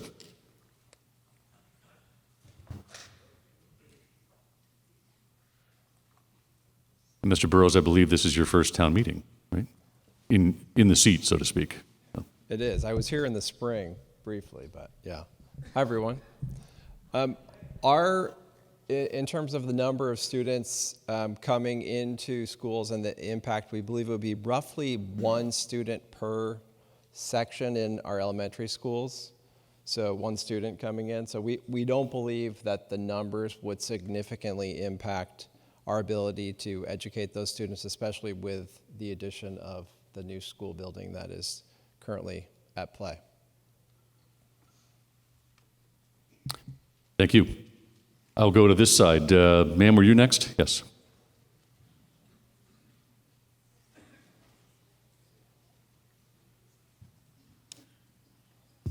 Good evening. My name is Regina Campbell Malone. Can you guys hear me through the mask? All right. I live at 177 Truro Lane, and I am a P1 town meeting member. At various community meetings, a very common story is shared from our beloved lifelong residents. My family moved to Milton X decades ago from Dorchester, from South Boston, from Quincy. The narrative continues. My family moved to this town for better schools, for safer streets, for a welcoming community with character. They bought their home. Their kids went to Milton Public Schools. Many met their partners and had their own children here. And if they chose to, many of those children still live in Milton. Please raise your hand if this was the story of your family's journey to Milton. Really? Just you? Okay, that's great. Well, today there are many more people from the same neighborhoods that many Miltonite families came from, apparently no town meeting members. And this would be the Jamaica Plain that had a high-low instead of a Whole Foods. This would be from the pre-Target Roslindale that was International Bakery Central with Bichetto's and Diane's Bakery and Fornax Bread Company, Vuro's Greek Pastry Shop, and Bob's Pita Bakery, all within walking distance. And increasingly by families that were systematically shut out of living here because of who they were. And just like your families, these families want the same opportunities for their children. They want better schools. They want safe streets. And they want a welcoming community with character. That character is not defined by our exclusivity. It's not defined by freestanding single-family homes or by continuing to slow walk changes, reducing opportunities for others to have what we have.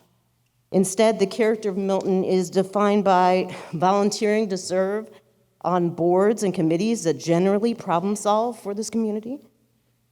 It's defined by how we uphold and build new traditions, from parades to Monster Dash to town government. And it's defined by your willingness to help your neighbors and to send your children to schools together. As we seek to provide our town's children with a new school building to properly serve them, I want you to keep in mind some choices that we've made as a town. In a town that prioritizes its residential tax base over commercial development, it makes economic sense to diversify our zoning, expand our housing stock, and welcome new neighbors to help support our town in funding the amenities that we love. Our parks and recreation, our public schools, our first responders. These are the things that we appreciate about living in the town of Milton. And others would appreciate that opportunity as well. Changing our zoning laws is just one step in the direction to welcoming new people to our town. It has long been the history of Milton and other bedroom communities of Boston to play keep away, to hold on to what they love so dear, and to keep others out. And that's not the Milton that I want to live in. I want to live in a Milton that welcomed me here when I came 8 years ago, and that will continue to welcome others as well. Thank you.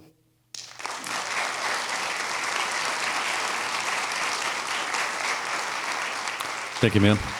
The gentleman behind Mr. Wells, do you wish to be recognized in the second row? No? Perhaps, sir, if the gentleman to the right, if you could just move back a row, because it looks like you're waiting to be recognized. And Mr. Acer, if you could perhaps take a seat in the back, because you're taking up seats from folks. No, you're first time here. It's okay. Okay, now I think we'll go back to the left. I think, yes, Ms. Panarese, you're next. Thank you, Moderator Hiss. My name is Sasa Panarese, Town Meeting Member, Precinct 5. I urge the Town Meeting members to support the Warrant Committee and send Article 1 back for further review. Milton has repeatedly been voted one of the best towns to live in the United States. We are diversely populated and beautifully balanced, adding 2,461 units, or 1,600 net new units, is not a healthy move for Milton. Done properly, high-density housing can make sense and also offer environmental benefits. But this is not the case in Milton.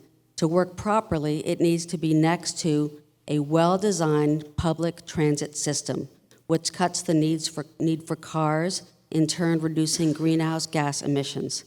Changing the zoning to allow for this large number of units in East Milton will only add to our already huge congestion issues. Further, the future residents could not take advantage of our so-called rapid transit trolley line because there is no parking near any of the station stops that would need to be driven to, defeating the original purpose of the MBTA Communities Law. Additionally, to be successful, high-density housing needs to include and integrate green space into the design. This improves the quality of life for residents by providing areas for recreation, relaxation, and socialization. There is not enough area in the proposed plots to integrate an appropriate amount of green space. Slivers and small buffer zones do not count as recreation areas. As written, the Planning Board does not have the ability to reject a zoning compliant project, and there is no specific provisions for green space. There are no guidelines protecting current trees and environmentally pleasing topography. Developers do not care the same way that neighborhood residents do about a special tree or existing green space. Milton is beautiful and can continue to be. It is not in our character to create a grayscape development like the Boston Seaport. The Warrant Committee's vote was 9-5 against, the Planning Board vote was 4-1 against, and the Select Board was a narrow majority yes vote of 3-2. It seems prudent that we send it back for further review. Let's grow Milton in a way that keeps our special tree-lined streets and backyards and ensures that we continue to be voted one of the best towns in the U.S. This needs more study. Thank you.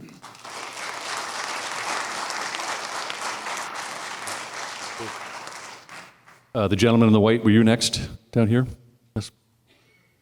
Thank you.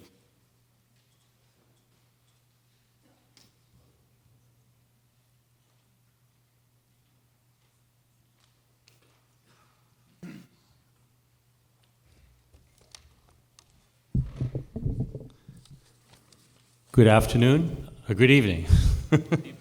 My name is Mark Christo. I live at 17 Waldo Road in Precinct 2. I did submit some slides, so I don't know if they're Yes, we have them at hand. Okay, if I could ask for Our my- Warrant Committee clerk is looking to pull them up. Excuse me? Yes, the woman right in front of you, she has Oh, the sorry. laptop. She's looking to pull them up. Yes.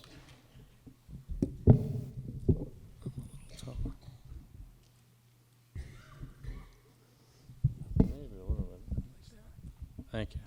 That's kind of, yes, good.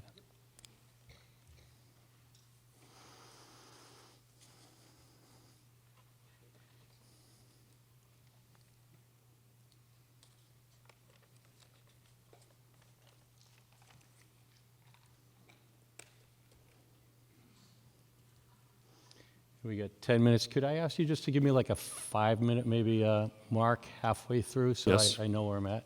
Happy to. Thank you.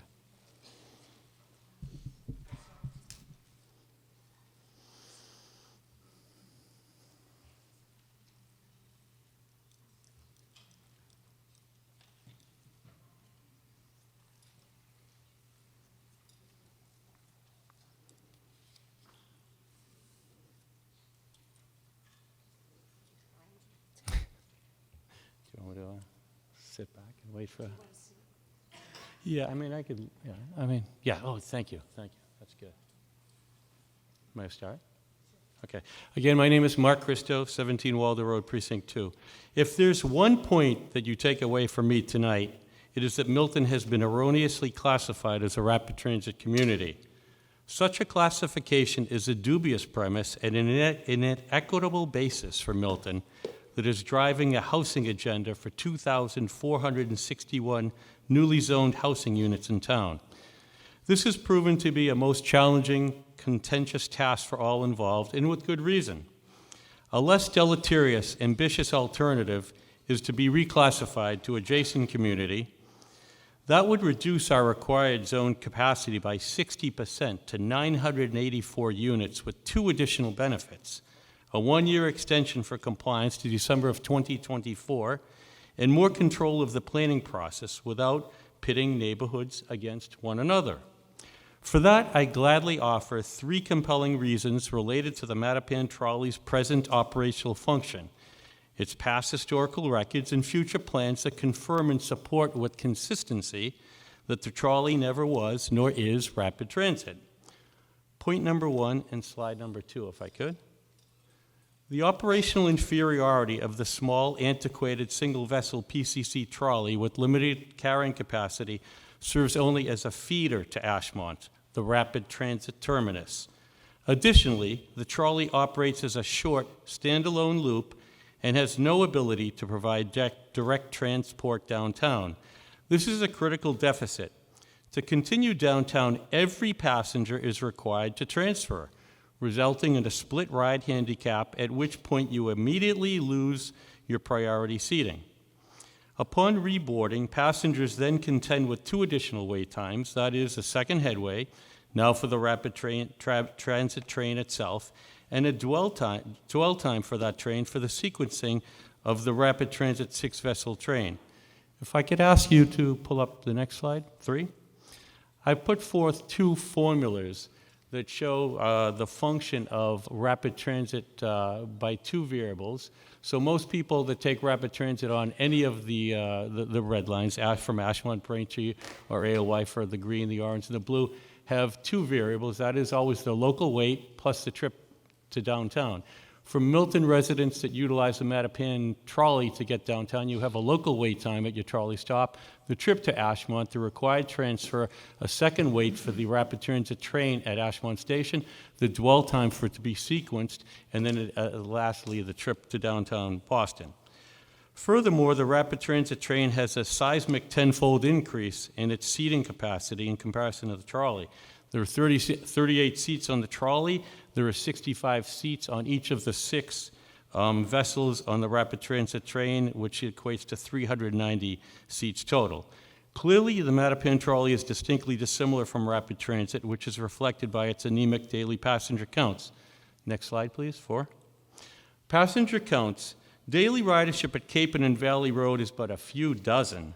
Central Ave and Milton, a few hundred, while most rapid transit station counts within the MBTA system are steadily in the thousands.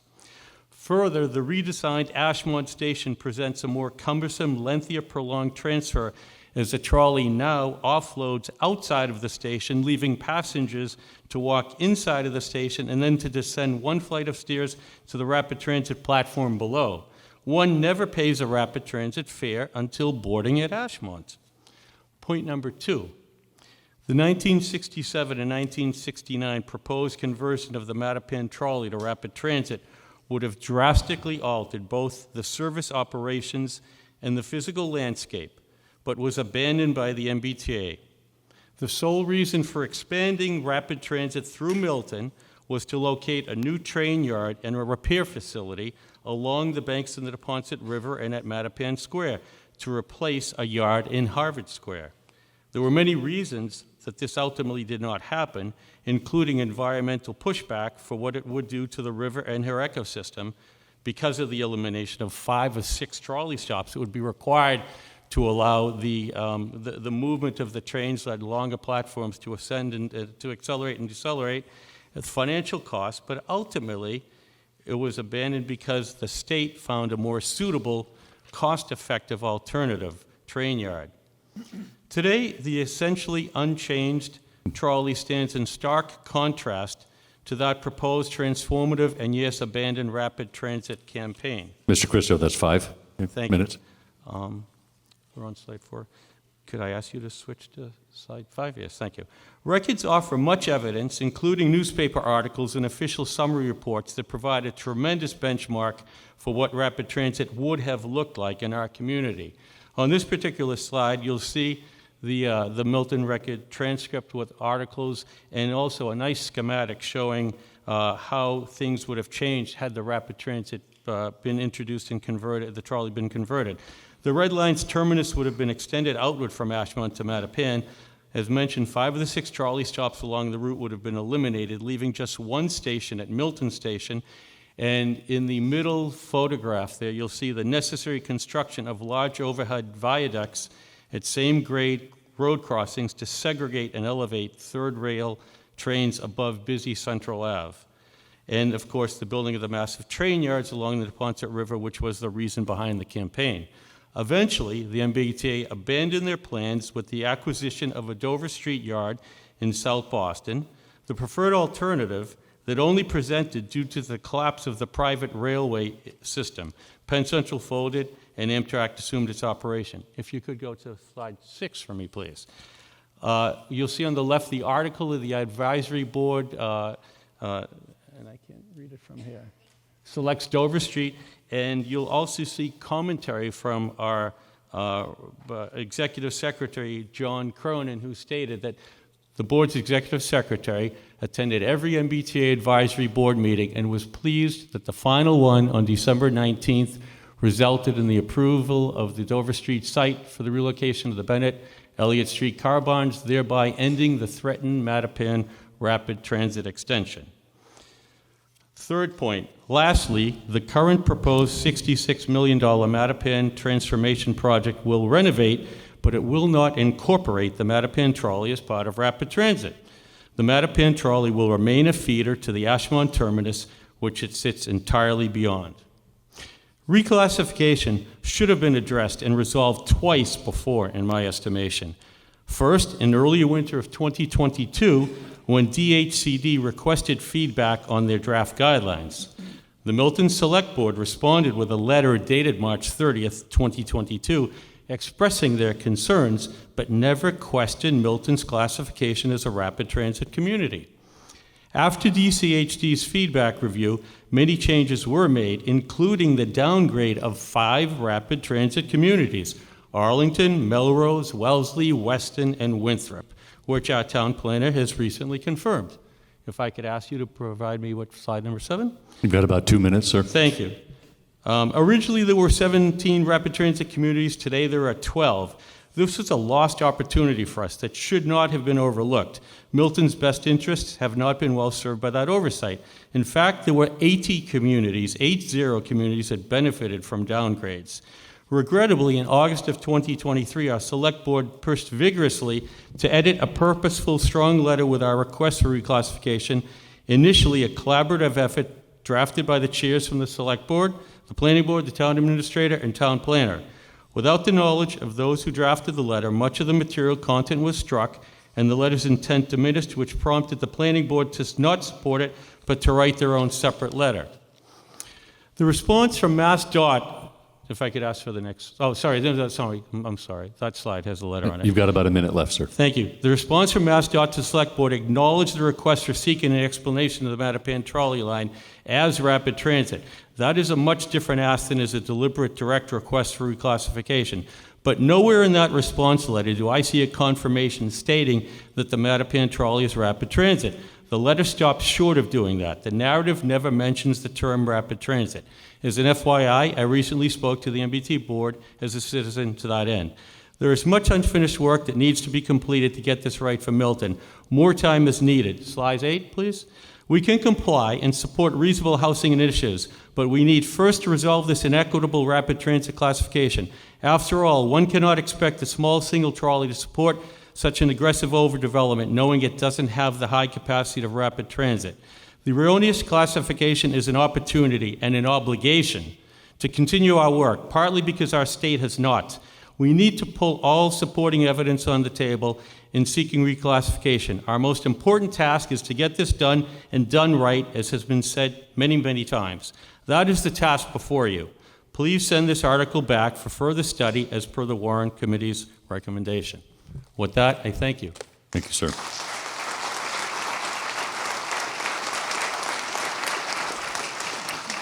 Before the meeting, Ms. Gankarski reminded us of the need to stretch every 2 hours, and it's been 2 hours. Would you like to stand up for a minute in your place and just get the blood flowing for a bit? And Stand on tippy toes, oh, so high.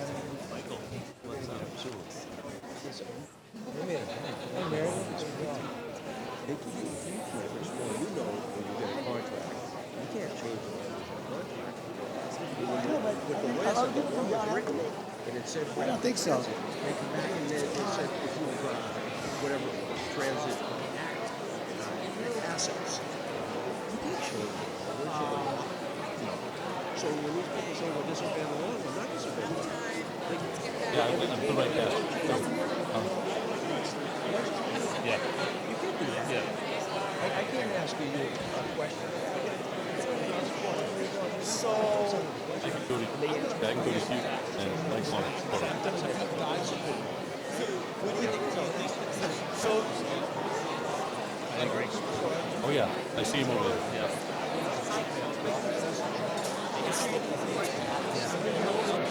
Probably want to do it. I agree. I don't know if I Roxanne. I don't know if I can hang in there just to get up and say that one thing. You should. Yeah. I didn't see Maggie. I would, but would be here all night. Well, I think you'll be here next Monday. When do they quit? 11? I don't know. Maybe 11?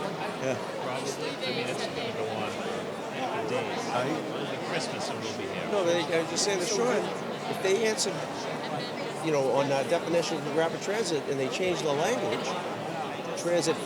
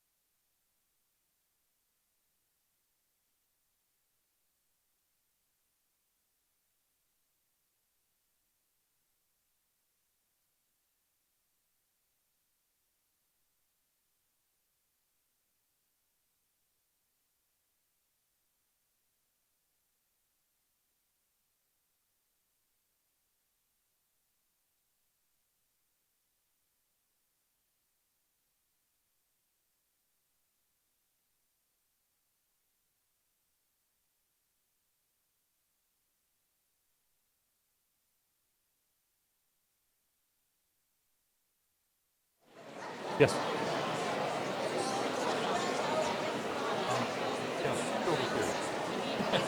Well, it's actually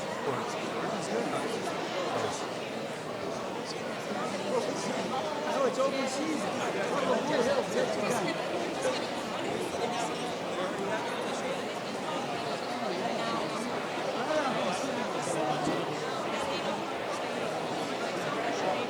That's it.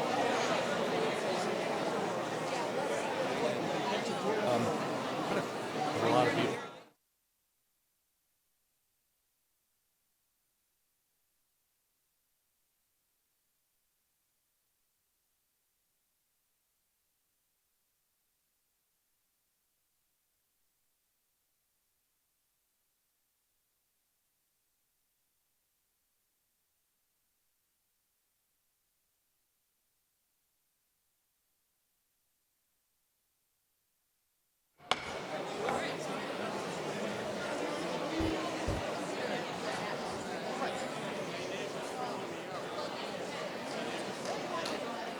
Thank you, everyone.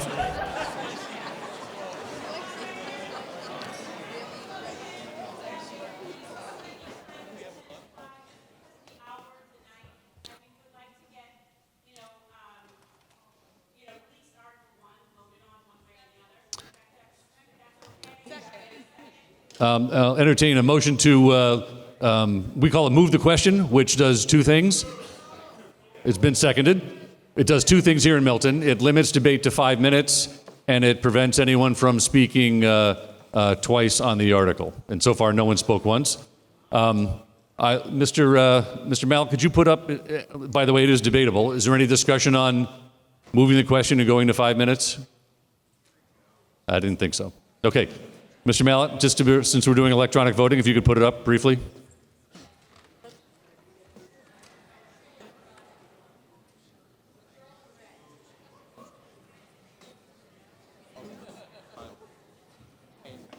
Rob, you can do one on the fly?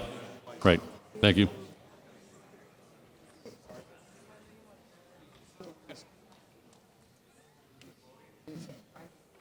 We'll vote as soon as you see it on the screen. Yeah.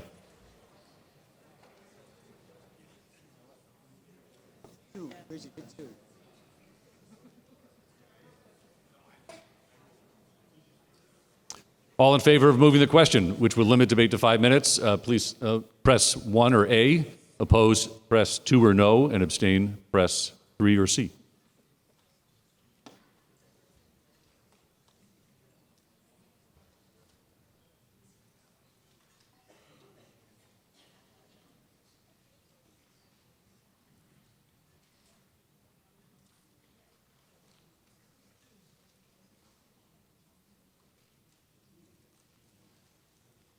By the way, as a reminder, you can keep changing your vote until we close the vote. But whatever the last button you press is the button will get recorded. In other words, when you're happy with your vote, I'd take your hands off the clicker.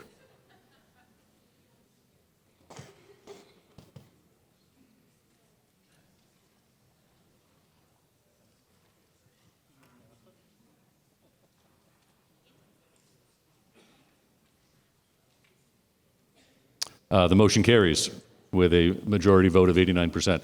With that, I'll go to Mr. Kelly. You're recognized, sir.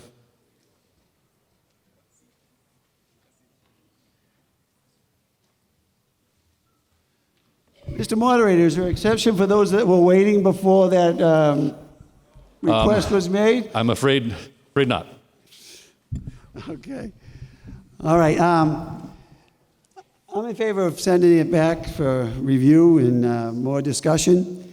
Let me just start this. When I became a town meeting member, we were always struggling for money, and people would say, we need more commercial development. That's what I always heard from residents. We need more commercial development to get more money for the schools and everything else. I had an office in Canton on 138, and I drive there in the traffic every day. In 138, as most of you, if you've ever traveled there, is pretty dense with commercial development. So I really thought Canton had it easy until I talked to some Canton residents. And they went through everything that we went through, fighting over money and not having enough money in their budgets to make things work. So it was a invaluable lesson to me, was that just because you are developing something doesn't mean things are going to be easier. And so it brings me back to this situation here. I walk in tonight, and I have all these people out there voting in favor tonight, and I was kind of perplexed. These are people that I've actually followed a lot with voting, and I like a lot of these people, and I just couldn't understand why they were going with what we have right now. So I'm up here because I'm disappointed. I'm in Precinct 7. I'm a town meeting member, and I think I need to stand up here for a lot of the residents of Precinct 7 who are going to take most of the density from this zoning change. And the likelihood of it happening there quicker than other areas is probably great because some of those parcels are undeveloped. So I don't like the fact that the affordable housing option is going to be put in the densest part on Granite Ave and it taken away from the areas that are closer to the T. There's no rapid transit or any kind of transit. There's a bus once in a while. But I was told we'll get more buses. Well, they can't get enough bus drivers, so I don't believe that.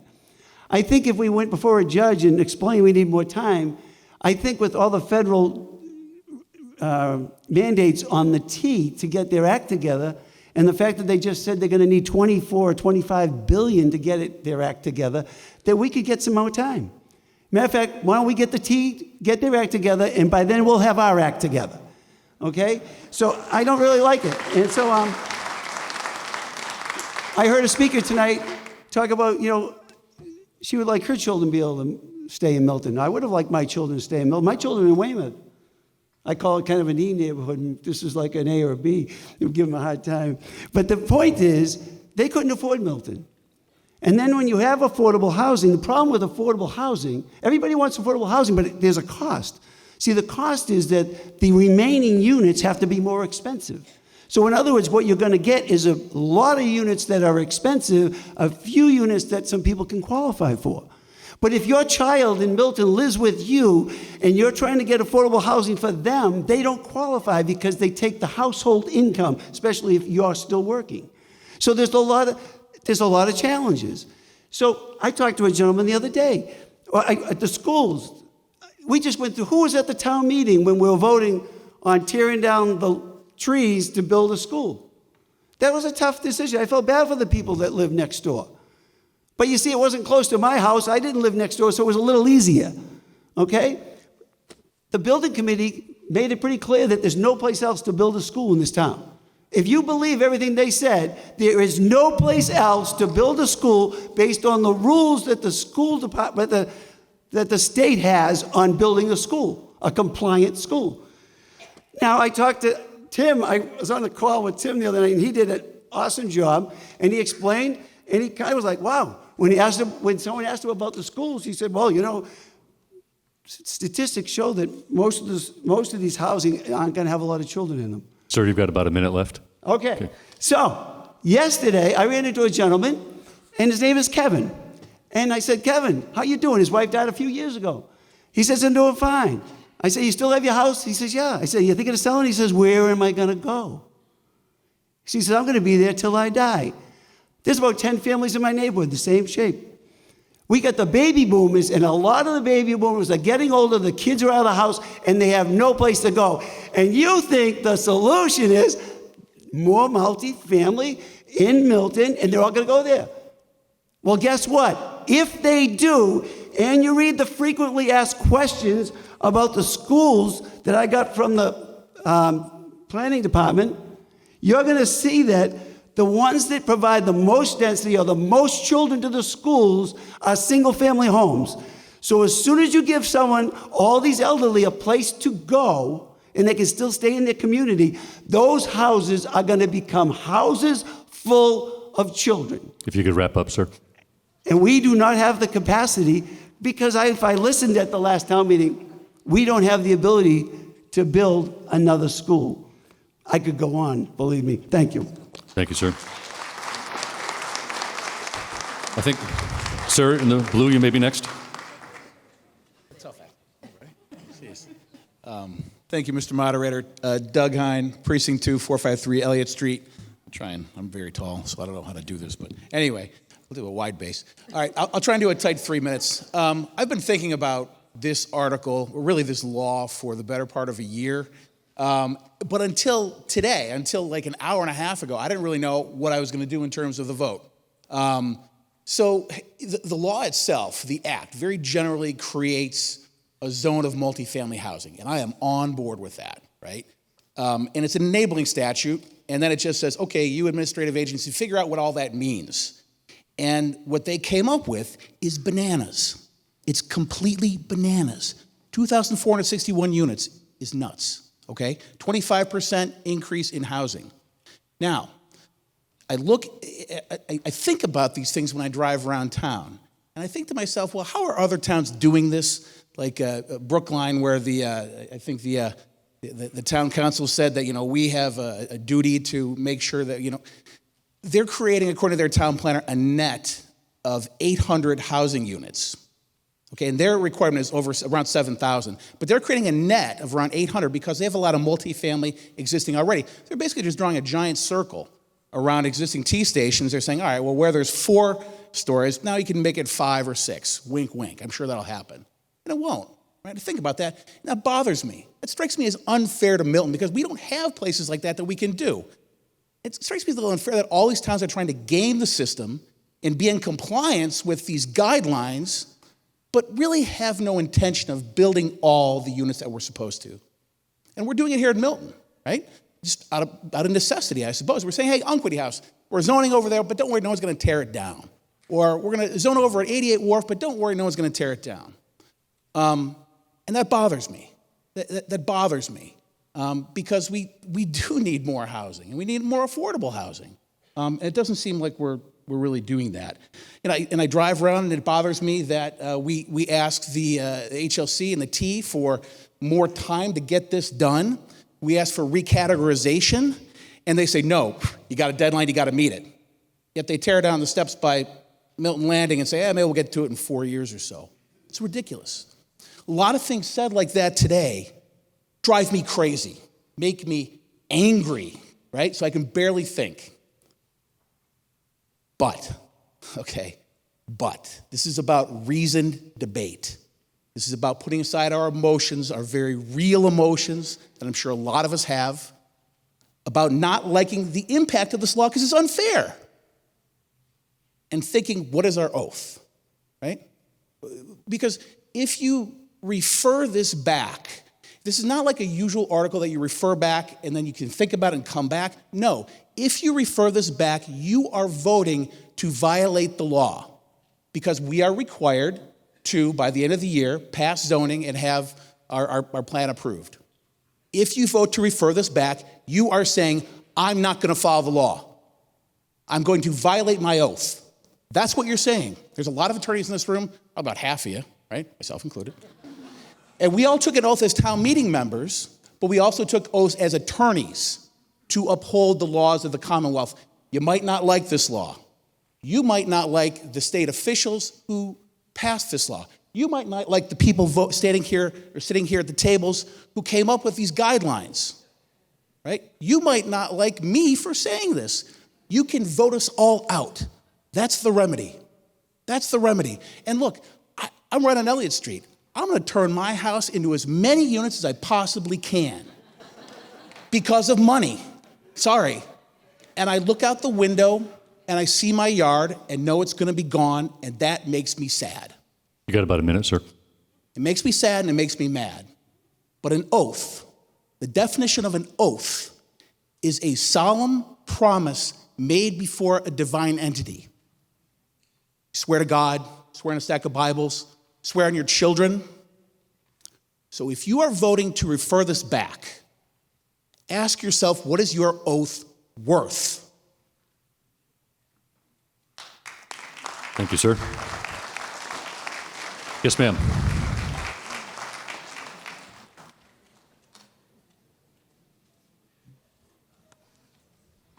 Hello. My name is Kathy Smith. I'm in Precinct 3. Long-time listener, first-time caller.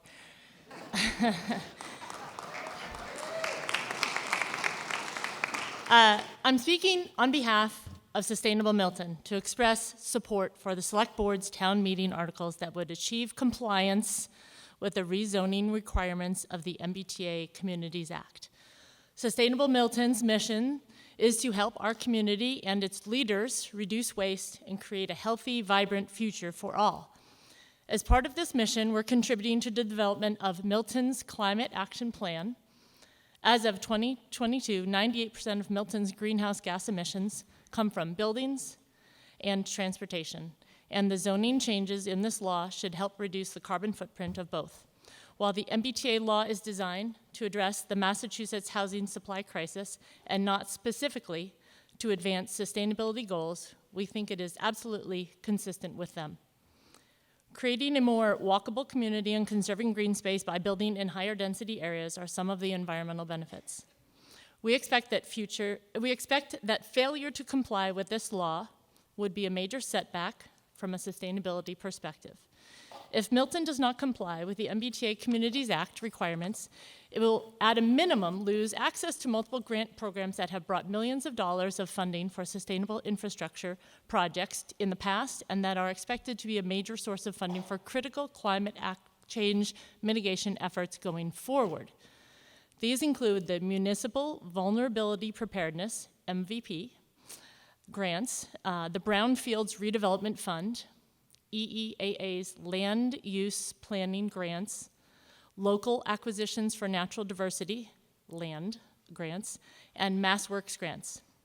We have heard the call for increased energy efficiency requirements in the MBTA zoning articles. We have the opportunity as a town to adopt the specialized opt-in code developed to align with Massachusetts' 2050 net zero carbon emissions roadmap. This approach to improving the energy efficiency of our buildings would apply to all buildings in the community equally and not risk non-compliance with the MBTA law. We believe that we have a shared responsibility to care for our environment and one another. To take advantage of this opportunity is to shape the future of our unique town and make it more attractive for businesses, more affordable to a wider range of residents, and promote a more sustainable living future. Thank you.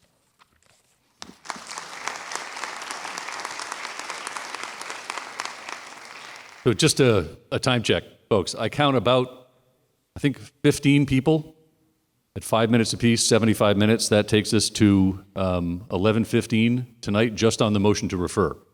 Now, you all have a right to speak, but you might think about, are you going to add something net new on the motion to refer tonight that's really going to sway minds? If you think so, okay. If you're really going to get into the meat of the article, I might suggest that if the motion to refer succeeds, then we'll do that in May. If the motion to refer fails, you're going to get another shot next Monday, because this is going to roll over, I'm pretty certain, tonight. So, you're all sitting in your seats. If you want to get up and say, yeah, I think I don't need to talk on the motion to refer, I think that people would appreciate the time. But if you want to speak, then go ahead. I think I was on that side, so I think, sir, you're next.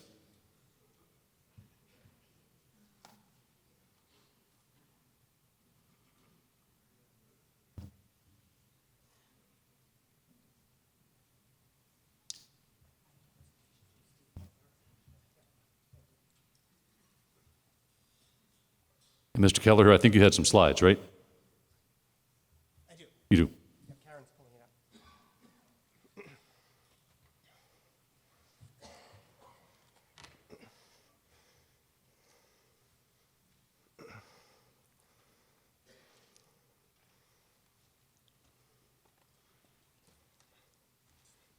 Okay. All right, let's move this down. That's good. Just move down. That's good. Yeah. Yeah, it's good. Yeah. All right. Thank you, Mr. Moderator. Steve Kelleher, Precinct 8. I'm going to try to summarize my comments in the interest of trying to move this forward. I do have a few things I want to point out that weren't discussed tonight. One of the interesting things, and one of my main points regarding the opposition, is even the word harmonious that's used in section A2 under the purpose. And the wording that's in there says, ensure that the new multifamily creation is harmonious with the existing community. And the reason I'm pointing this out is that this zoning is far from harmonious. One of my main concerns, which hasn't been brought up that much tonight, is the design standards. There should be much more in-depth design standards if we're going to put this language in there and commit to harmonious. Could you move to slide 2? Milton is not rapid transit, and I'm not going to get into detail tonight because I think we've discussed this at great length. I do want to thank the Warrant Committee for their letters, but I do want to say again that I think there is more work that needs to be done. And I would like to see the Planning Board and the Board of Selectmen continue to pursue reclassification. One of the other points that I do want to discuss is regarding the carbon footprint. We've discussed this tonight, but I also have pictures. I know everyone is aware of the traffic congestion, but again, I just want to point out the backed up traffic at 7:45 a.m. along Granite Ave. This is where the zoning we're proposing to put 530 units at the Heritage Hall in State DPW site, and another 171 units at 2 Granite Ave. And again, there aren't strong proposed design guidelines around. One of the things that concerns me the most is we're not even trying to put standards around electrification of the units. I mean, we're so concerned about the carbon and using the T, but there's nothing in the zoning regarding electrification of the units. Could you move to the next slide? This slide has the town of Arlington. This is one thing I do want to discuss, because I think we are all in agreement, whether you're a proponent, whether you're an opponent, or whether you're the consultants from UTIL. There's been, even the AIM materials that came out said, make Milton shine, vote with Arlington, support them. And the reality is that if you look into it, Arlington, along with the 4 other towns, Melrose, Wellesley, Weston, and Winthrop, were changed from the 2021 designation. I know we've talked about this, but this is huge. And I do want to repeat that again, because I just feel like we should be advocating for this. And I understand that people have said no, but I feel that we should be leading this. We should be advocating. So again, I want to point out in the screen, in yellow, the 5,115. Again, that's for subway or light rail, compared to the highlighted in green, which is the 2,046 units as an adjacent community. Could you move to slide 4? You got about 2 minutes, sir. Okay. The other thing I'm extremely concerned about, I know we've talked about it tonight, but the tear downs. This one, I do want to point this out because this is a tear down happening in my own neighborhood, or happened in my own neighborhood of Cunningham Park. This is an example of a ranch-style house that was torn down and replaced with a huge McMansion. And my concern is that we're going to have about 2,000 again, over 2,500, let's say, expensive housing units that are going to be going up. The other concern is regarding the infrastructure. We're going to have, we haven't had a traffic study, concerned about the RKG modeling. I know we've talked about this, but I just feel like the whole model is flawed, and that's a huge concern. Could you move to the next slide? And a minute left, sir. Okay, so I will summarize again. I think Milton, we have been a leader in American history, and I'd like to see us leading with this. And again, I'll just summarize my points. I would like to see districts of reasonable size, consistent with the law. I'd like to see, my biggest concern, again, is with the design guidelines. I'd like to see us looking at a model, looking at the fixed and variable costs. I really don't feel like we've actually looked at a good model. I just can't believe we think that this whole proposal is generating revenue. That seems so unrealistic to me. So in closing, again, I want to urge members to vote in support of the Warrant Committee's recommendation. Thank you.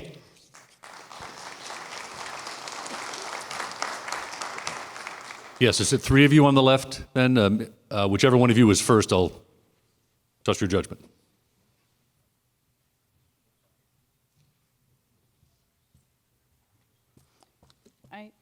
I submitted some slides, please.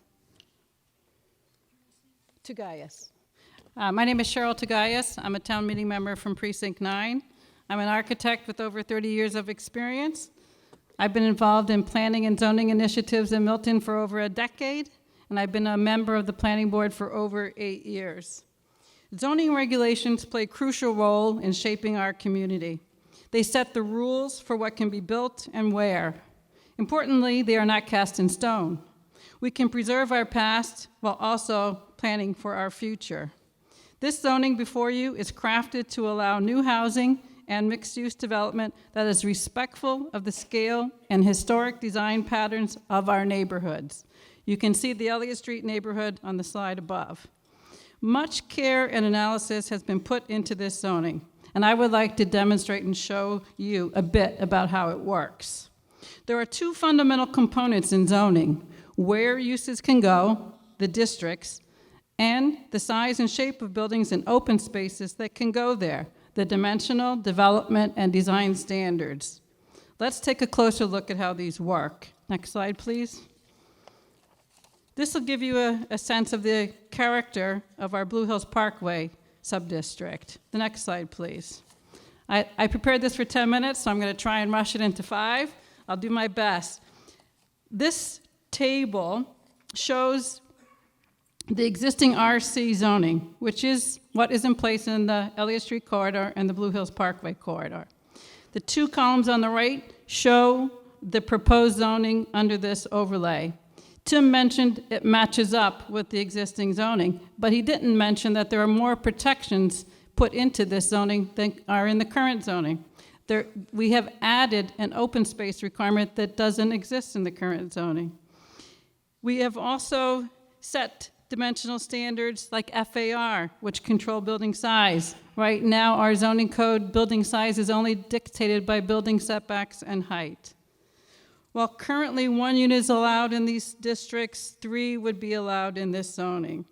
I'm going to show you some slides about how those additional units could be added without destroying the character of these neighborhoods. Many parcels in our residency districts are less than 7,500 square feet, but that is the minimum lot size set for these districts. Those smaller parcels are not eligible for this zoning. Next, please. These dimensional standards, along with the design standards, are set to encourage additional units by conversion of existing homes with renovations and additions rather than tear downs and new construction. In this example, there would be a conversion for horizontally stacked units with a conversion of the attic to a unit by the addition of a stair and a dormer. Next, please. In this example, where the lot is deeper and larger than 7,500 square feet, units are added through an addition at the rear.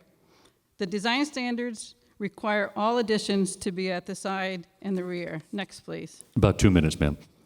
In this image provided by the Planning Department's technical assistance provider, new construction is shown to be in context with the hypothetical typical street in the district. Next, please.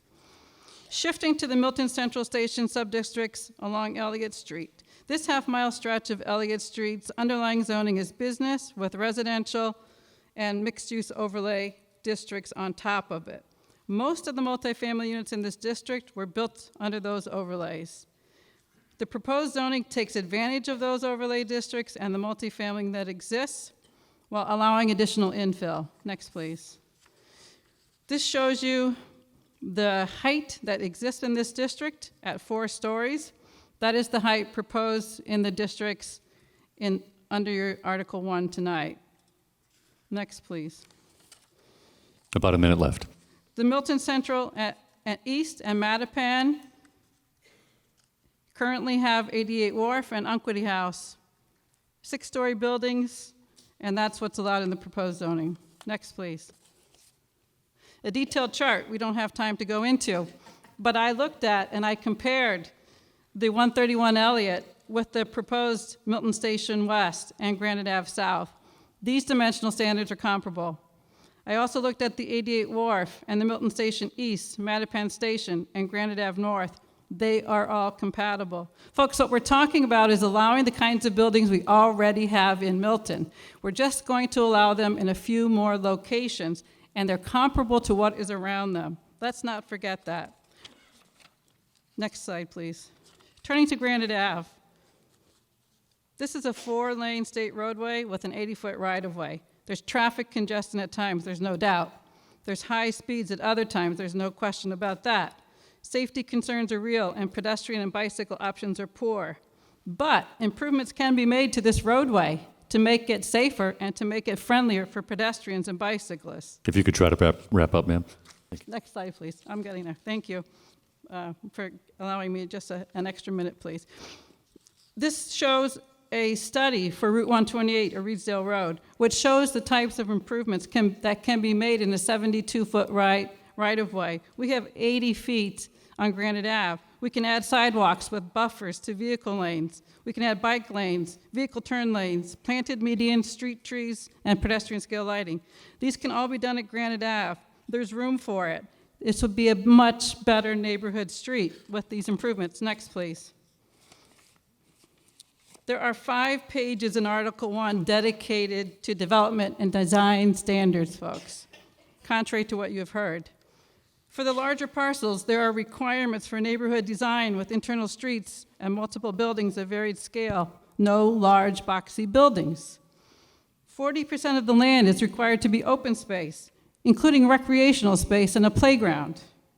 Projects on larger parcels are required to submit traffic studies, shadow studies, lighting studies, landscape plans, environmental reports, and more. These will all be reviewed at the planning board. Ma'am, if you could wrap up, please. Okay, envision a neighborhood of new residents with access to green space, to neighborhood scale retail, and with safe connections to amenities in other neighborhoods. Perhaps the Legion would consider veterans housing if given the opportunity. Next image, please. This could be what Granite Ave could look like. Next slide, please. Granite Ave North, I'll pass over this for next, East Milton Square. East Milton Square is our largest business district. It's a place where people want to live. It's also been subject to long, challenging project approval processes, including the residents in East Milton Square. Mr. Gaius? Okay. Please, it's 7 minutes. All right, so just flip to the last 2 slides. Mr. Gaius, please. I'm going to tell you that this is well-crafted zoning, tailored to Milton, compliant with state requirements that addresses critical housing needs, and you should vote no for referral and yes on the article. Thank you. Thank you, ma'am.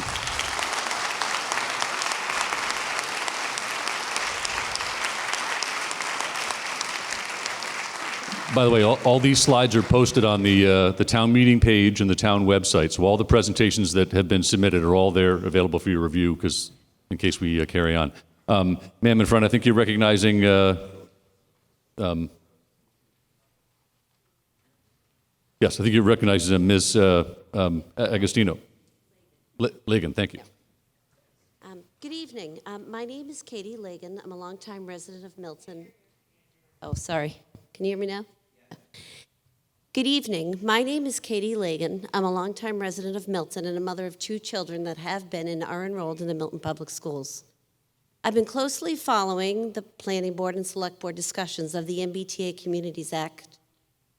I think most of us in this room would agree that we have a housing problem in this state, both from a supply and an affordability perspective, and that Milton should do its part to be part of the solution.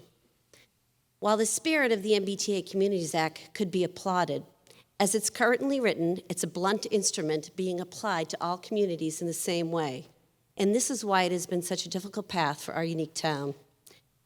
The current plan suggested by the Select Board is not a good plan for the town of Milton. Why? Under the current plan, affordable requirement is only 10%. Through a feasibility study that will take some additional time, we could increase the number of affordable units allowed under our plan to 15 or even 17%. This would be advantageous for 2 reasons. First, it would allow more affordable housing in Milton, and second, it would help Milton get out from under the 40B mess that we now find our town in. Under the proposed Select Board plan, we would be constantly chasing after the affordability ratio that would exempt us from 40B developments. The spirit of the MBTA Communities Act is to encourage development in areas of town that are accessible to the T. Granite Ave South is not accessible to the T, yet it is the subdivision with the most new net units being zoned. And I might add that per RKG, the company that designed the compliance model for the state, it is the most likely to be developed. I've heard people in town say, how will the town look if we don't have a plan set for the upcoming deadline? I ask you, how do we look now within our own community with a plan that has divided the town, one that is creating animosity among our boards and among our residents? How do we look adding zoning for 700 units near a neighborhood with no access to rapid transit and houses with averaged assessed values less than half of that than the neighborhood that is actually within a half mile of the trolley and is not included under the current zoning proposal? Prioritizing the aesthetics and fabric of one community over another in our town, it doesn't feel right, and I would say it's not a good look. The Select Board plan in its current form has a potential to have the most long-lasting divisive impact since Route 93 actually split the town in two. I'm confident that we can come up with a better plan. We should give the town-wide elected planning board a chance to do so. We have 5 volunteer planning board members who have already put in a lot of hours on this issue. It's a big project. All the members of the planning board are learning as they go, and it takes time. I urge you to vote to send the Select Board article back for further review. And I want to mention that I'm not in a butter of the Granite Ave area. I just think it's just wrong. Thank you.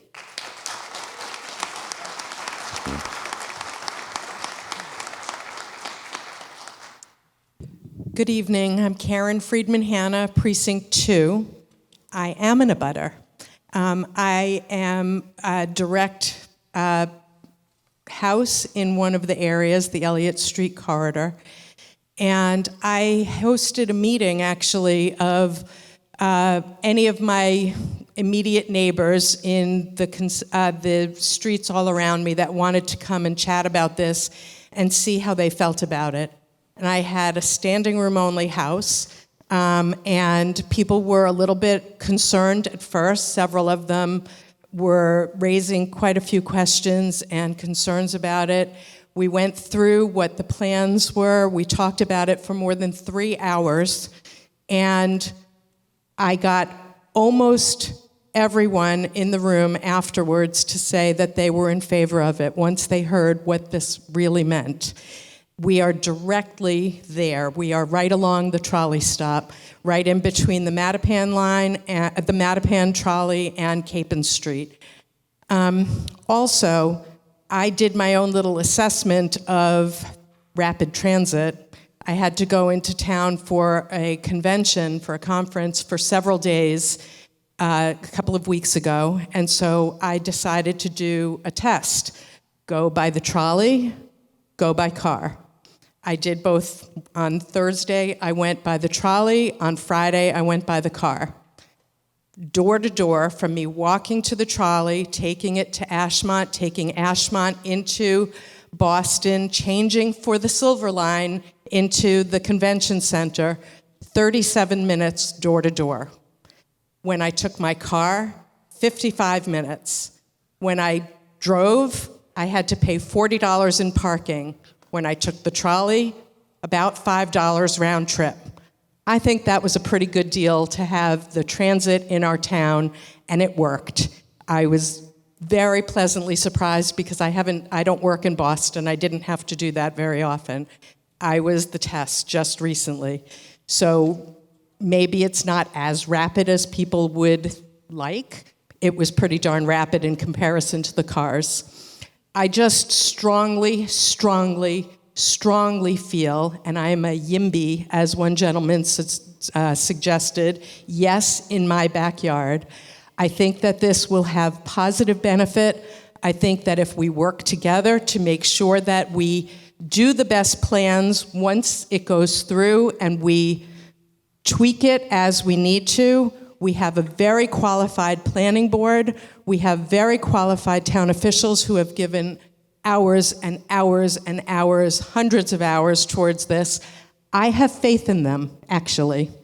And I think that this is a positive thing. I vote strongly against the Warrant Committee's recommendation.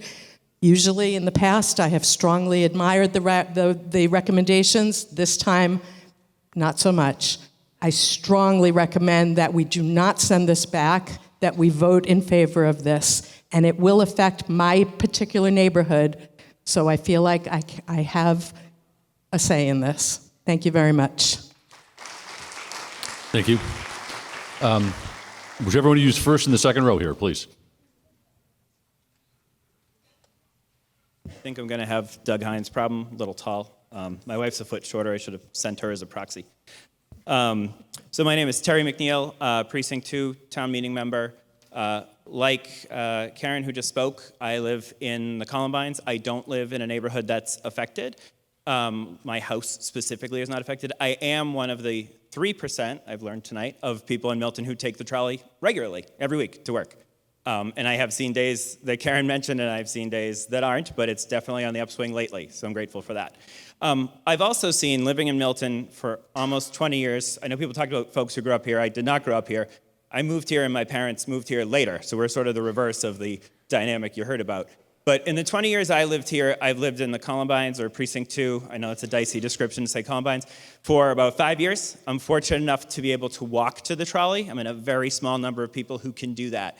But the first 15 years, I didn't have that luxury, and it is a luxury to be able to do that, and that's why this neighborhood is particularly expensive, which isn't really addressed that well by this plan. But before that, I lived on Coolidge Road, which is Precinct 3, over by the hospital. My wife and I have 4 kids. I used to be one of the young parents here. Now I'm one of the old parents here. But in those days, we would get our kids to the center school or maybe to Glover, and then I'd sprint over to Butler Street because, as somebody else mentioned, you can't park in Milton to take the trolley. So in my case, I'd go to Butler Street, and I'd park in the lot and hop on the trolley and then wait at Ashmont and get downtown. Then I worked over in the Back Bay, and when I worked there, some Milton folks told me, hey, come to the Hyde Park stop. These haven't been mentioned at all, which is bizarre because they're increasingly popular, but the Fairmont line didn't exist when I worked there. That's brand new, and it costs the same as the trolley. They're not brand new, maybe 5 years. Actually, with the trolley being shut down, the Fairmont line has gone up. A Milton resident, Shirley Lung, wrote a great article about how it was the Fairmont line's time to shine when the trolley was shut down. And membership has gone up. And I can tell you as a rider, trolley ridership has gone down. But I'm glad we have the trolley and hope we continue to. I just want to highlight there are lots of commutes here. And I think the plan has been incredibly well developed by folks working their butts off, volunteers, and even the town workers are not supposed to work as hard and as many hours as they're working on this. But I do think it's missing a key component, which is there are different commutes here. There's the trolley. People in East Milton aren't on a transit line. We're going to talk about that. We have heard about that. But people in East Milton or other parts of town might drive to the Red Line in Quincy. Lots of Milton people get on there. And then a ton of people drive to the commuter rail stops at Fairmont, at Hyde Park, at Reedville. So yes, we have the trolley in town, but we also have transit in adjacent communities that a healthy amount of Milton residents who do commute every day use. And that's why I do support some of the arguments you've heard tonight about why we aren't really rapid transit, but everyone else has done more work. I'm not going to try to get into that. I just think that we aren't necessarily rapid transit, and so I put that aside for a minute. I think that's worthy of continued conversation with the state, and I applaud the select board for what they've done to date, certainly. I also think that the plan itself doesn't quite contemplate that different people all over town commute in different ways. And I live in, I guess, Central Milton, if that's a thing. I live in Precinct 2, where we have the trolley. East Milton has a ton of units being created here. West Milton doesn't have any being created outside of the parkway, right on that ledge. Nothing over by the Hyde Park stops is even included. So I do think the plan isn't quite as comprehensive. And I guess I go back to what Katie was saying, which is, to me, I could easily sit on my hands. I live in a house that's unaffected, in a neighborhood with remarkable transit access, but it seems wrong to be, dumping's not the right word, but placing upon East Milton a burden of creating housing that they can't meet and that exceeds any other neighborhood. And it's also the most likely to be developed, as others have mentioned, some of the Granite Ave sites. And so there does seem to be a fundamental unfairness. Do I think it was created by the town officials? No at all not. They are trying to solve for a problem created by the state. You got about a minute, sir. Which is why I do think that it's worth referring this back, and I'll get to that in a minute, but referring this back to the committee, working on 2 parallel paths, continuing to lobby the state, working on a town plan that's more comprehensive, and coming back here in May, and I understand frustration with different town boards and what they may or may not have done. They would be held accountable in the May meeting to have a plan. If they don't, we won't have this argument. And I understand, and Doug and I are sort of similar in a lot of ways. Doug, who spoke earlier and talked about his oath, we were aligned and struggling with this right until the end. He fell one way, I fell the other. I am comfortable as a town meeting member, as a real estate attorney practicing for 20 years. I don't do housing in Milton, just to put that in there. But I feel comfortable referring this back to the select board to continue to look into this and bring it back to the spring meeting. I think a couple of things are worthy of consideration. One is that no one has mentioned this yet, but I know someone's going to because I've seen the supporters and the opponents list, and there's a ton of people who are going to speak. I'm not on either. I'm just sharing my thoughts. But there is the possibility that if this gets voted down, we get locked out of bringing the article back for 2 years. And so referring back to the select board right now keeps this live for the next meeting. That's my position. If you could wrap up, please. And I think that would be worthwhile to allow us the time to continue to work on this, to revisit it in May, to not lock ourselves out for 2 years, and to come up with something that feels more equitable across the neighborhoods of Milton. And I say this as someone who likes to comply. I'm a lawyer. I went to parochial school. My wife is smarter than me, and she sets the rules, and I follow them. But sometimes a rule doesn't make sense and feels unfair, and that's unfortunately where I'm falling. Thank you. Thank you, sir. I think the gentleman next to Mr. Fahey, were you next, sir? I think so. Hi, Mike Kelly, Precinct 9, town meeting member, former member of the planning board. I had no intentions of speaking tonight, but something came up that kind of struck me. And the lawyer that spoke earlier, when he said that you sent letters to the state or whatever, to the Attorney General or whoever you sent it to qualify for rapid transit, that they responded, well, you have transit assets. Well, I work in, my education is civil engineering, but I work in construction management and I work in contracts all the time. And when I ask for a clarification of a specific section of a contract, you can't come back with rewording of the contract and say, there's your answer. No, you got to work with the same wording. So when they came back and they said, it's rapid transit, but no, you qualify because you're transit access. As far as I understand, legally, you can't do that. You can't change it.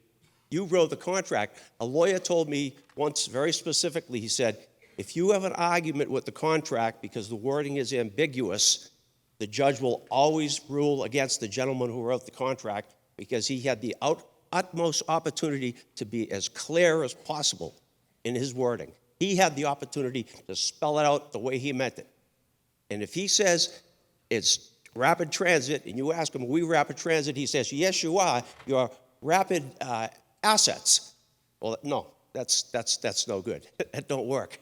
So, I'd like to say I'm for referring it back to the planning board, but actually, I guess I'm for referring it back to the planning board, and in the meantime, revisiting the fact that we shouldn't be classified as rapid assets because the state legislature made a contract with the people in the form of a law, and they wrote it out and they spelled out what they meant, and they meant rapid transit. They didn't mean rapid assets.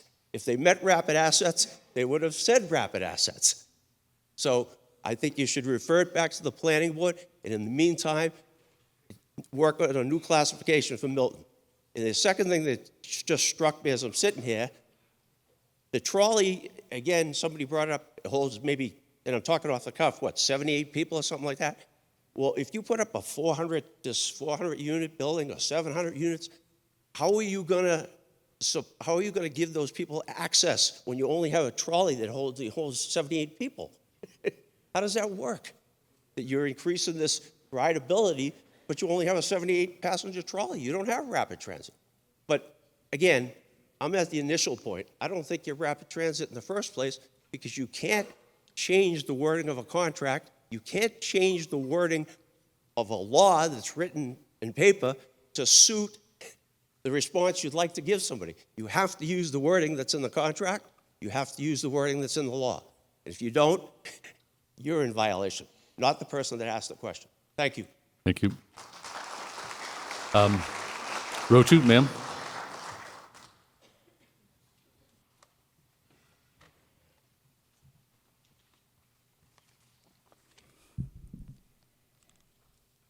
On behalf of myself and many P7 neighbors who reached out to me in the last few weeks, Ma'am, could you just introduce yourself? Oh, I'm sorry. This is my first time speaking. Kim Conroy, Precinct 7. Thank you.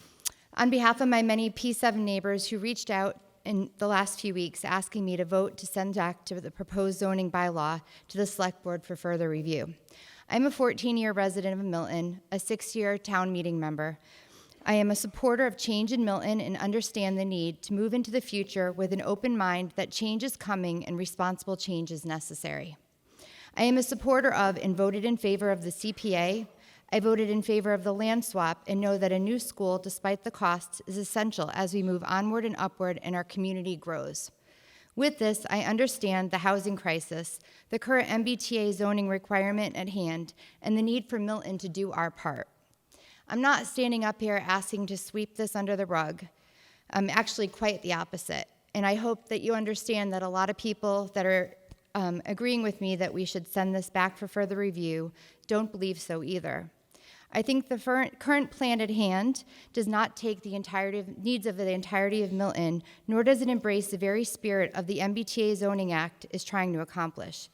East Milton is already subject of so much new development, including 2 extremely large 40B projects, recent completion of the East Milton deck, loss of parking spaces for our important commercial district, and rerouting of traffic patterns that people are still trying to digest. To add 62% of the net housing resulting from the zoning, or expected net housing, resulting from the zoning plan into one part of town, even without understanding the impacts of the current projects at hand, is irresponsible. The MBTA Zoning Act was passed in 2021, with the point being to help the growing Massachusetts housing crisis and encourage development of walking distance to public transportation. The current plan doesn't embrace maximizing access to the different MBTA routes throughout Milton. In fact, I believe the current plan will do nothing but add to the number of cars on our roads and the gridlock surrounding Granite Ave, Adams Street, and the surrounding neighborhoods. This will not only impact anyone who lives in East Milton like myself, but also every person driving to and from the highway, dropping their kids off to spend time at friends or visit Starbucks, or running an errand anywhere in or beyond the square. I know we are up against a compliance deadline, but I think the risk of submitting our plan late is much less of a risk than approving the current plan and the long-term implications that it can have on our community and on our commerce. The responsible decision today is to send this back for further review, to relook at the subdistricts and better balance the layout of this plan, just like Terrence had said, not just plug and play, adding a potential 10-story building to hit a number. The RKJ impact analysis was just received late last week and shared in changes to the plans that were reviewed last week in the select board meeting that I believe we'll hear more of next week pending results tonight. Milton deserves better, not a rush to be able just to meet a date. We deserve a better plan, a plan that will protect the look and feel of all of our neighborhoods, a plan that will guide change for responsible growth, a plan that would accomplish the goals of increased housing while maximizing proximity to the different MBTA options throughout our town to truly help dependency of car use and improve traffic, not add to it. We deserve a plan that will maximize our commercial tax base and affordable housing percent. Ultimately, a plan that would earn the fair-minded buy-in and approval from our elected planning board and our warrant committee, not just select members of our select board. I thank you very much for your time today.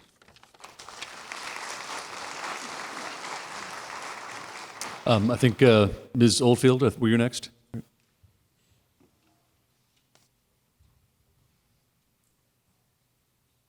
Hi, I'm Maggie Oldfield, and I'm a Precinct 5 town meeting member, and I'm a member of the Planning Board. I first want to thank my fellow Planning Board members for their dedication throughout this past year as we've worked on the MBTA zoning. We've had many long nights, getting pretty close to midnight on several of them, and even though we were tired and frustrated, we have remained respectful. I'm proud of the work that we have done. We have the professional and personal experiences that we individually bring to the table, and I value each of your perspectives. And when the 5 of us work together, we end up with great results. I would especially like to thank our Chair Meredith for allowing us and the residents to express our viewpoints in a welcoming environment. Residents do not very often attend public meetings, so when they show up, I appreciate Meredith giving them the time they deserve. She has led the meetings with grace and inclusivity. I would like to also thank the residents who have attended our meetings, and when presenting their viewpoints, they have been courteous, even when we have differing positions. Traditionally, the select board does not write zoning. In Milton, the process of zoning at a select board meeting is limited or basically non-existent. Their meetings are not set up for a back and forth discussion with residents. In fact, I have not been able to find any public meetings the select board held that included discussions with residents on MBTA zoning. Their article is written by the town planner. In fact, as recently as this past January, when the lighting bylaw discussion was introduced, town council stated that the starting point for zoning bylaws has to be with the planning board. The planning board wants to finish the job that we started. The 5 of us were elected to create zoning for the town of Milton. Please let us work through with the residents and their neighborhoods to create a zoning bylaw that is good for all of us. The planning board is purposely and uniquely designed to give the residents the opportunity to contribute to the zoning process. Residents are given more than 3 minutes at the beginning of a meeting during citizen speak. They are not shut off from the discussion. In fact, many times, residents have been given multiple bites at the apple at multiple meetings to add to the discussion. Zoning articles are always improved with residents' input. The art of planning takes time, and the planning process takes lots of thought to get it right. This MBTA zoning bylaw is the biggest change since 1938, and it should not be too surprising that the process has been painful. We need the time to work through the pain to get it right, and this select board article is not right. As the planning board was working through the process with our consultants, it was revealed that the process was flawed and many obstacles were encountered. When the planning board issued an RFP for a fiscal analysis, only one consultant replied. We did not have any options. At the initial meeting, the planning board learned that RKG was the consultant paid by the state to write the compliance model, which has been revealed to be flawed, even by the creator. For example, the model does not take into consideration assemblage of parcels. After they were under contract, they did not meet their stated timeline. In fact, RKG just presented their completed analysis to the planning board last Tuesday on November 28th. Ma'am, you have about a minute left. During that presentation, it was revealed that RKG's starting key assumptions were inconsistent with the state's current existing housing units and the number of proposed units generated by the compliance model. The planning board request to hear from the department heads has never happened. Not one department head, including the town administrator, attended any of our meetings to discuss the implications the zoning change will have.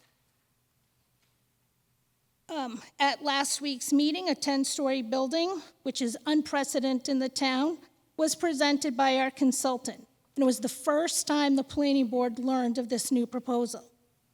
Additionally, months ago, when I requested a new district scenario, the town planner said there were limited funds remaining with the consultant, so I was never provided one. Ma'am, if you could wrap up, please. Yep, this Thank you. situation I just described is why I feel the information being provided to us is being filtered. To that end, I filed a public records request for all the emails from the planning department, and I received a response that the request generated about 11,000 emails, and if I wanted them, it would cost me $13,750.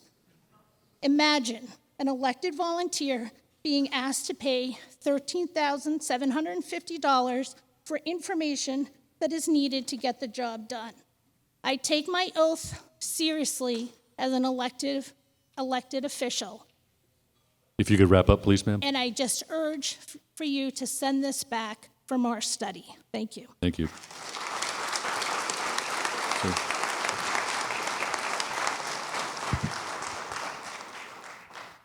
Good evening. I'm Peter Jackson. I live on Capon Street in the heart of the Elliott Street District, and I'm a former planning board member. My wife and I moved to Milton 33 years ago because of its location near the trolley.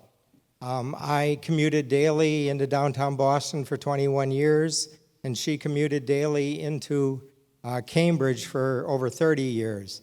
The trolley is a lifeline for us, and I think it's one of the great assets of Milton. Certainly, it needs some work. I want to speak in opposition to referring this back to, as the Warrant Committee suggested, and in support of Articles 1 and 2. Massachusetts and Milton desperately need more housing and a greater variety of housing choices. I have been engaged in the debate of this zoning almost from the beginning. I've attended and testified at the Planning Department forums, Planning Board meetings, Select Board meetings for almost a year, and have submitted written comments following each with suggestions and criticisms. I have walked the Capon Street area twice with Cheryl Tagayas of the Planning Board and invited other Planning Board members to do the same. Some of my suggestions have worked their way into the zoning, and others have not. I've engaged in the debates as to whether the law was legal, should be reclassified, or whether we should comply or not.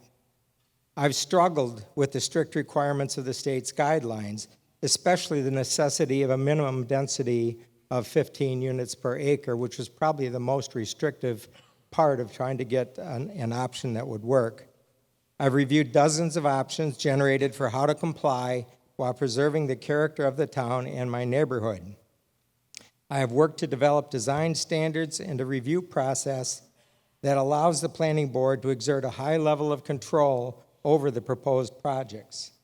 I believe the proposed articles comply with the state guidelines while providing Milton with the tools to manage any issues that could come up, and it could always be amended if we found issues.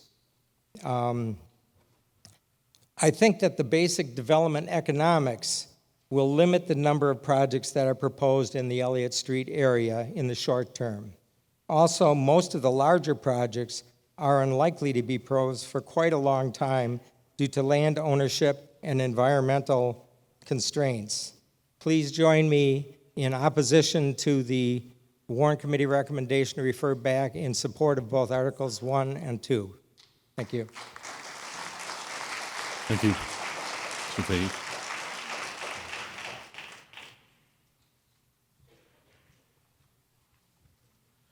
Thank you, Mr. Moderator.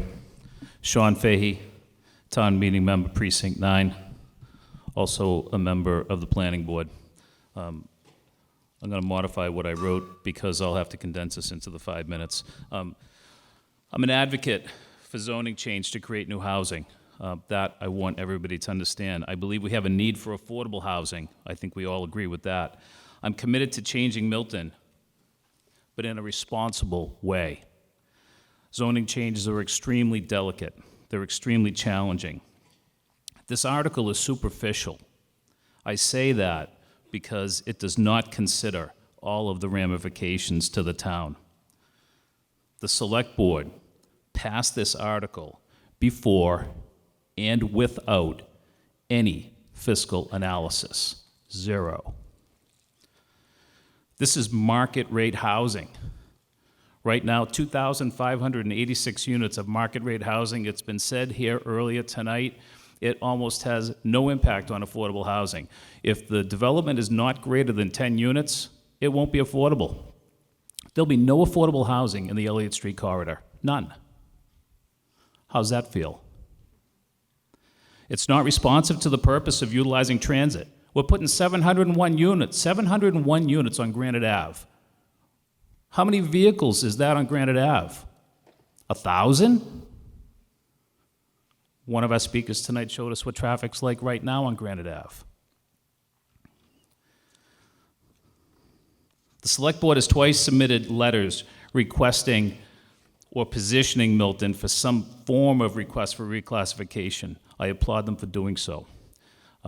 They just didn't go far enough. There are leaders in the town advocating for 25% zoning.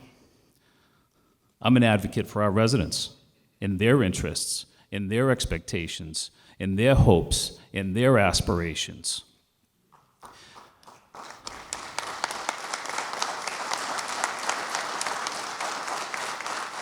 The process, in my opinion, has been manipulated.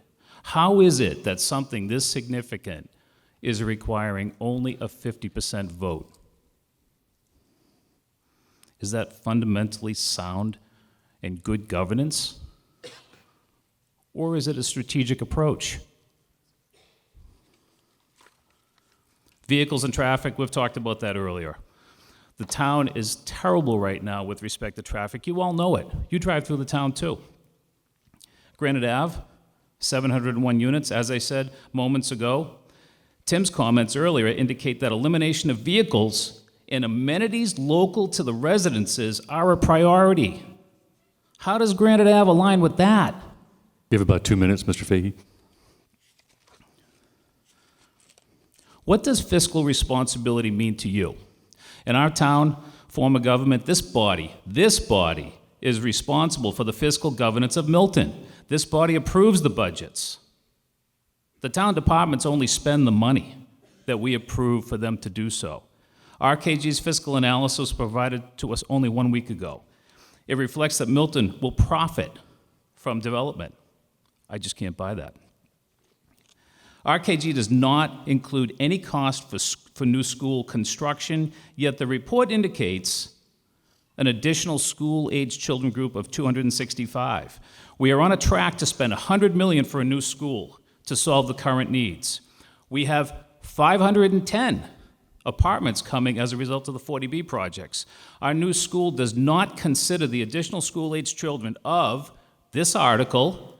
They say 265. Ask yourself, 2,586 new units is going to generate only 265 kids? Does that feel right? About a minute left, sir. So my math says the 40B projects will generate, because nobody's giving me any math, the 40B projects generate 127, Article 1's 265. The empty nesters, one of our speakers spoke of earlier, my calculation is that could generate 387. I see 779 new students. Are we prepared to spend another $100 million for a second new school after what was done to establish land for the school that's being proposed? So what should fiscal analysis look like? All town departments that have a budget should be responsible to consider and concur. The police department, no response. The fire department, no response. The school department, no response, other than Peter's response tonight, which was, it was negligible. If you could try to wrap up, sir. The DPW, no response. Town government, what's going to happen to town government? No town should proceed with any change unless the town officials themselves have reached a conclusion. We're going to trust RKG? They're not a stakeholder. We are responsible for this and the outcome. Thank you. Mr. Fahey, if you could wrap, please. Thank you. If this doesn't meet the forecast, the only persons who will incur the costs are the Milton taxpayers. The taxpayers deserve for this to be thoroughly vetted and calculated. Thank you. Mr. Fahey, if you could wrap. Thank you.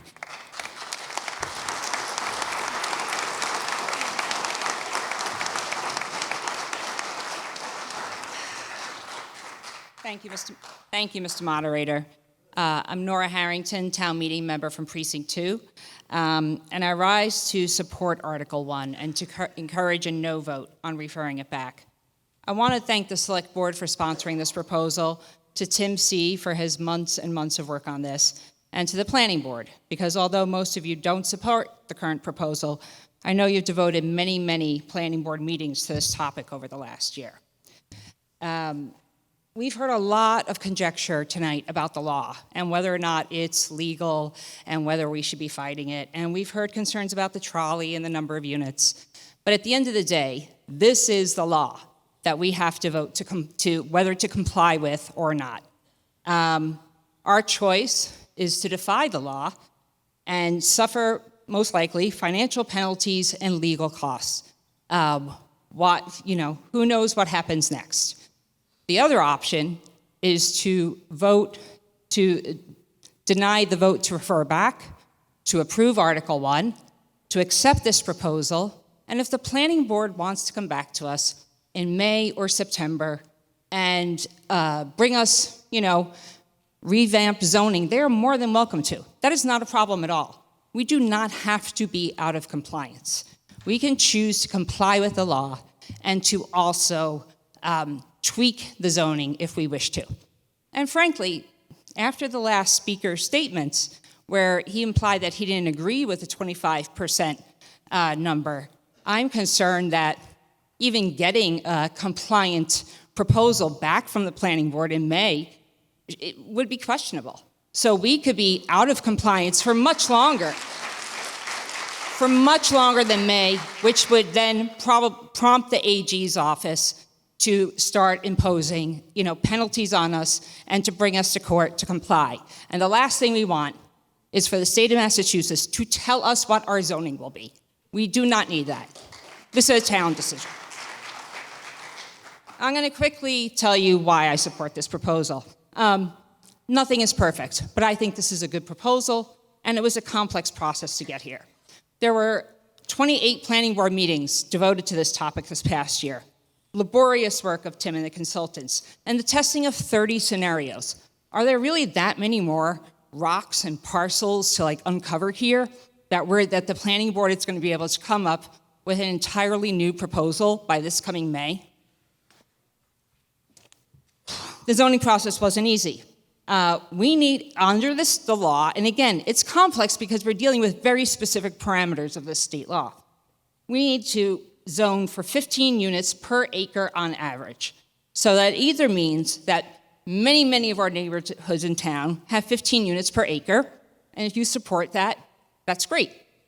But if you don't support that, the other option was to try to maintain the character of our neighborhoods, not as many units per acre in more of the single-family residences, but it does mean we need more density somewhere. About 2 minutes, ma'am. Thank you. And we don't have a lot of places to put density. I live in the Elliott Street corridor.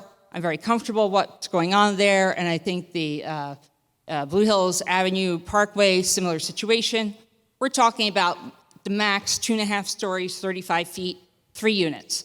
That, 2.5 stories and 35 feet are what all of our single-family houses are now, right? And, we have 2 families on Elliott Street. We have 2 families on Blue Hills Parkway. It is not going to change the look of the neighborhood whatsoever. Likewise, in East Milton Square, overlay zoning is already in process. That is already in work. By including that in this proposal, we're simply getting credit for work that is already happening. And likewise, in the Milton Station parcels, the same thing. We already have giant multifamilies there. We're getting credit for those. And so I give you Granite Ave South, I know is the one questionable thing. But let's remember, this is zoning, not building. And this zoning still means that there has to be traffic studies. Apparently, we have a wetlands overlay zoning or something like that. There has to be sort of wetland studies. There is a lot of, if we use this zoning, then when a developer wants to develop something, there's a whole lot more work that has to happen. Unlike the 40B process, where we see in East Milton Square, we have Falcone putting up a 6-story building because there was no good zoning there, right? So, do you really want to leave the Granite Ave South parcel without any decent zoning and the prospect of it getting sold to a developer who uses the 40B process to put up whatever they want? If you could wrap up, ma'am, please. Yeah. Thank you. The zoning is good. Cheryl, was barely able to get her through her proposal. It's so detailed. There is more open space in this proposal than even in our current zoning. Our current zoning doesn't have a standard called floor area ratio, which only allows a building to be so big on its site. That's why we're getting all these McMansions on small yards, because our current zoning is worse than this proposal. If you could wrap up, ma'am. Thank you. Thank you. So I thank you. I really hope that you will join me in supporting Article 1.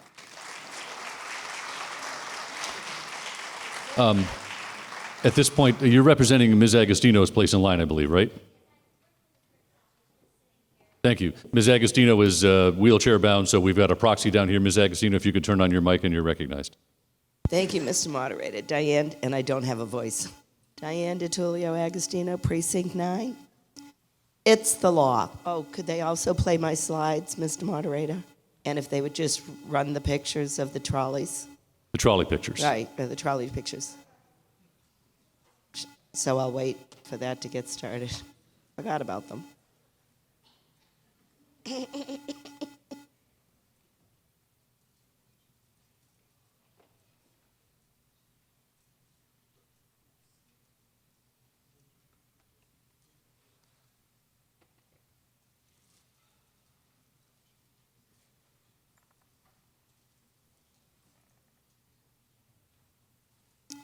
Thank you very much, and if you can just keep them running.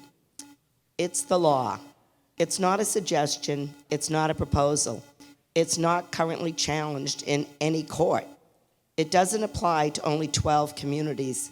In fact, it applies to every community in the United States of America.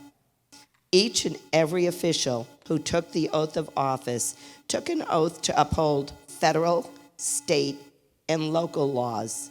You all took an oath to uphold the American with Disabilities Act of 1990, signed into law by Milton's own born at home President George W. Bush himself.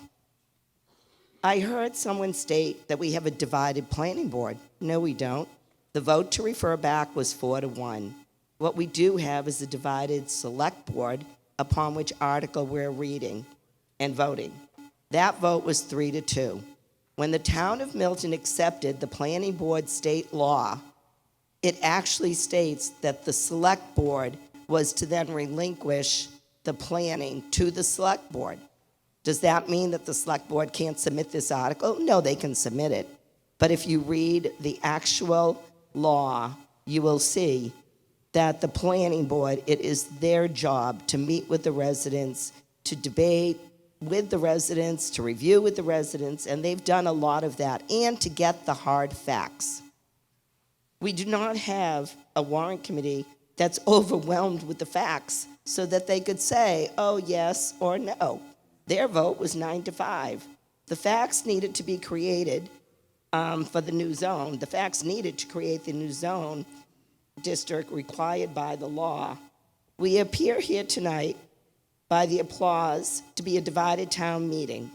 So I request when the vote is taken that the moderator have patience to allow me to stand for both a standing vote and a roll call vote. I'm just giving you a heads up. That said, disabilities do not discriminate. Residents, employees, visitors, the prospective residents in these multifamily housing units are denied the benefit of getting to each and every trolley station. There are few to no accessible sidewalks in these areas, or staircases, as you just saw the Valley Road staircase, which even a partially able person could not manage to access. You have about 2 minutes, ma'am. Thank you. They are not ADA compliant, and the existing structures are over 10 years old and they're falling apart. The Attorney General has taken the oath to abide by the law, including the American with Disabilities Act. It will be difficult to impossible for the Attorney General to deny this benefit to the disabled. It's a benefit. Can you keep the mic closer? Oh, sure. Thank you. It's a benefit that the disabled have every right to be able to live within half a mile of a trolley that they can walk to, a trolley that they can get on. Remember, the law only has 11 communities with this deadline. This law will have some 170 other communities with a deadline of 12/31/2024. There will be many more court challenges. There will most likely be more guidelines changes. There's no regulations. There is nothing but this, 65-word law. You have about a minute left, ma'am. This mass law will be challenged through the U.S. Justice Department Civil Rights Division, as there are no rights afforded any individual, whether they're a Milton resident or a resident of the other 170 communities. And if you do see the United States Department of Transportation, Federal Transportation Administration in 2016 informed all transportation across the country that the American with Disabilities Act must be enforced. And yet, Milton, through town council, filed a lawsuit over the staircase at the Adams Street station. Why do I raise that point? because we're listening and we're being told by the select board, one of the members of the select board, and by town council, it's the law. If I hadn't fallen and gotten injured June 8th, I might not be stating this. And I'm sure the American with Disabilities Act rights of the disabled in this situation is not going to be headline news tomorrow. Ma'am, if you could wrap up. Last Thank sentence. you. By referring this back, I have complete faith that having brought this concern to the planning board, they will work for the rights of everyone, whether they're disabled or not able. Thank you. So I see 1, 2, 3, 4. Yes. Pardon me? We actually don't have that provision. We're already operating under it now, but valiant effort. I see, I think, five speakers. 1, 2, 3, 4. Yes? And Mr. O'Rourke. So these folks have been waiting for a bit, so whichever one of you was next. Yes, sir.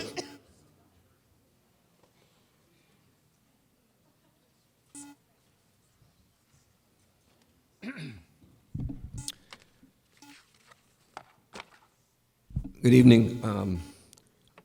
I'm John Cook, 15 Cortlandt Circle. I'm not a town meeting member, I'm just a concerned citizen. There seems to be a disconnect with, between the compliance part of this and the reasonable and fairness to the residents. 1,130 net new units are being proposed for East Milton. 930 of those are out of the 0.5 mile transit access area.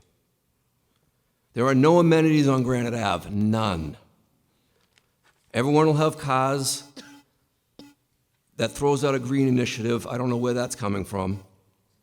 People are claiming this won't be a full build out, so we're overreacting. They don't know that.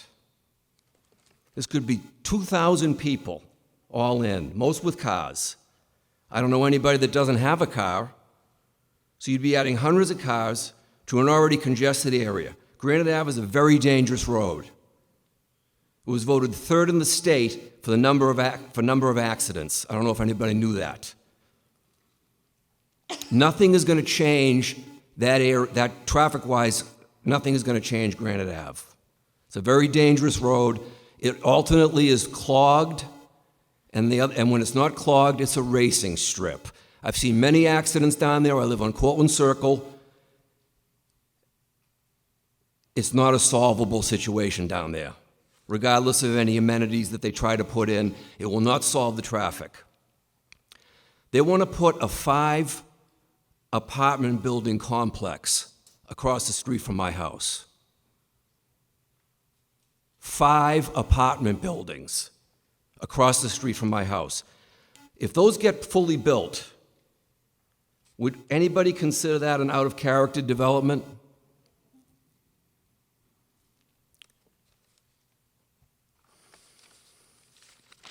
A couple of interesting points. I read a letter from the HLC to the town. It claims that Milton has 404 developable station area acres of land. So at the baseline 15 units per acre, that's potentially 6,060 units. 404 acres of developable station area land. East Milton makes up 4% of the acreage of this town. And yet you have 62% of the net new units being proposed for East Milton. Does that sound fair? Does that sound reasonable? Reasonable is in this law. I've read it. It says reasonable size. 5 apartment buildings. You have about 2 minutes, sir. So the question I want to ask everybody that supports this tonight, I want you to ask yourself one question. Would you want to live across the street from 5 apartment buildings? With all that entails, the number of people, it's 530 units directly across the street from me, another 170 down the street. What do we got? 700 net new for Granite Ave. The Elliott Street corridor, 70 net new.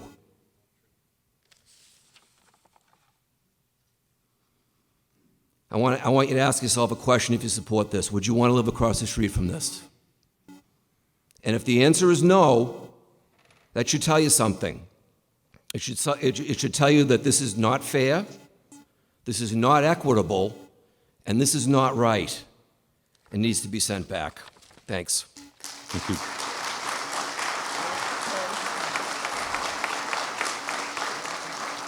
Wrap up down here. Who's next? Mr. Davis?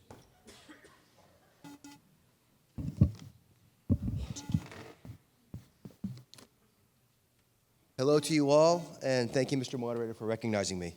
Jim Davis, 345 Center Street, and Planning Board member. We need more time to figure this out. It is imperative that we take the time needed to create proper transit areas with appropriate unit counts for Milton. This happens by studying the map of Milton as a whole and the maps of the individual transit areas. Good zoning is deliberate and should never be rushed. It is vital to keep in mind that this decision will have a prolific impact on the town. The Planning Board is making great progress studying the maps and identifying areas to zone for the 2461 units, listening to the inputs of citizens, having robust discussion amongst ourselves, and going back and forth to see what would work best for Milton.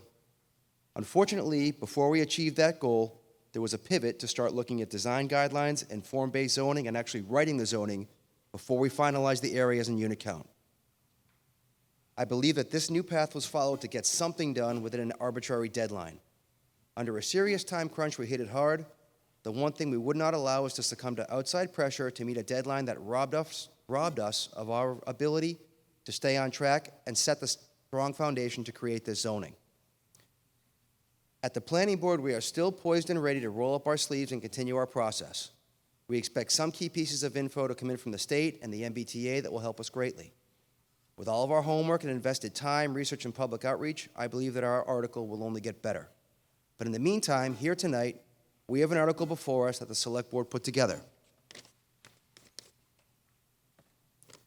Ponder a few questions, if you will. Does it put the majority of these units near the T? Does it address the environmental concerns of so many by limiting the dependence on automobiles? Does it incentivize a developer, either big or small, to really embrace renewables? Does it maximize the potential for affordability? Does it do anything to help alleviate Milton's vulnerable 40B projects? Vulnerability to 40B projects.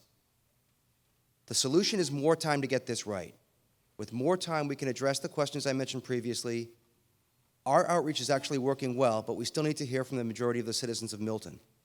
This article could be so much more inclusive with a little more time. Yes, it is difficult, but if it were easy, the Planning Board would already have it done, and you'd have a great article to vote on right now. Would be out of here. And don't forget that we have been studying this for 6 months. The old cliche that if I knew then what I know now is appropriate here. The Planning Board has educated themselves throughout this process and knows a lot more now. So we will move quicker on this.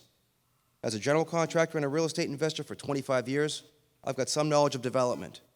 Thanks to my experience on the Planning Board, I have even more. Let's be like Brookline and take the time to reach a consensus. Send it back so we can reach a compromise. Send it back so we can incorporate all the new information that came in this last month, and send it back so we can finish our job. Thank you. Whatever happens, don't vote for 10 stories at 2 Granite. Mr. Halloran?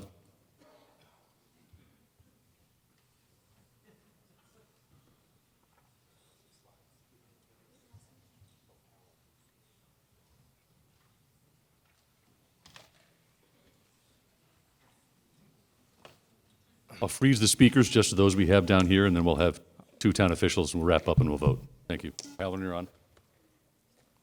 Thank you, Mr. Moderator. Good evening. My name is Brian O'Halloran, and I'm a town meeting member of Precinct 3.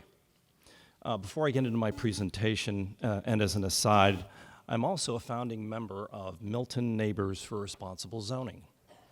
We're a group of residents tasked with the goal of reducing the effects of this legislation will have on our families, neighborhoods, homes, and the entire community of Milton.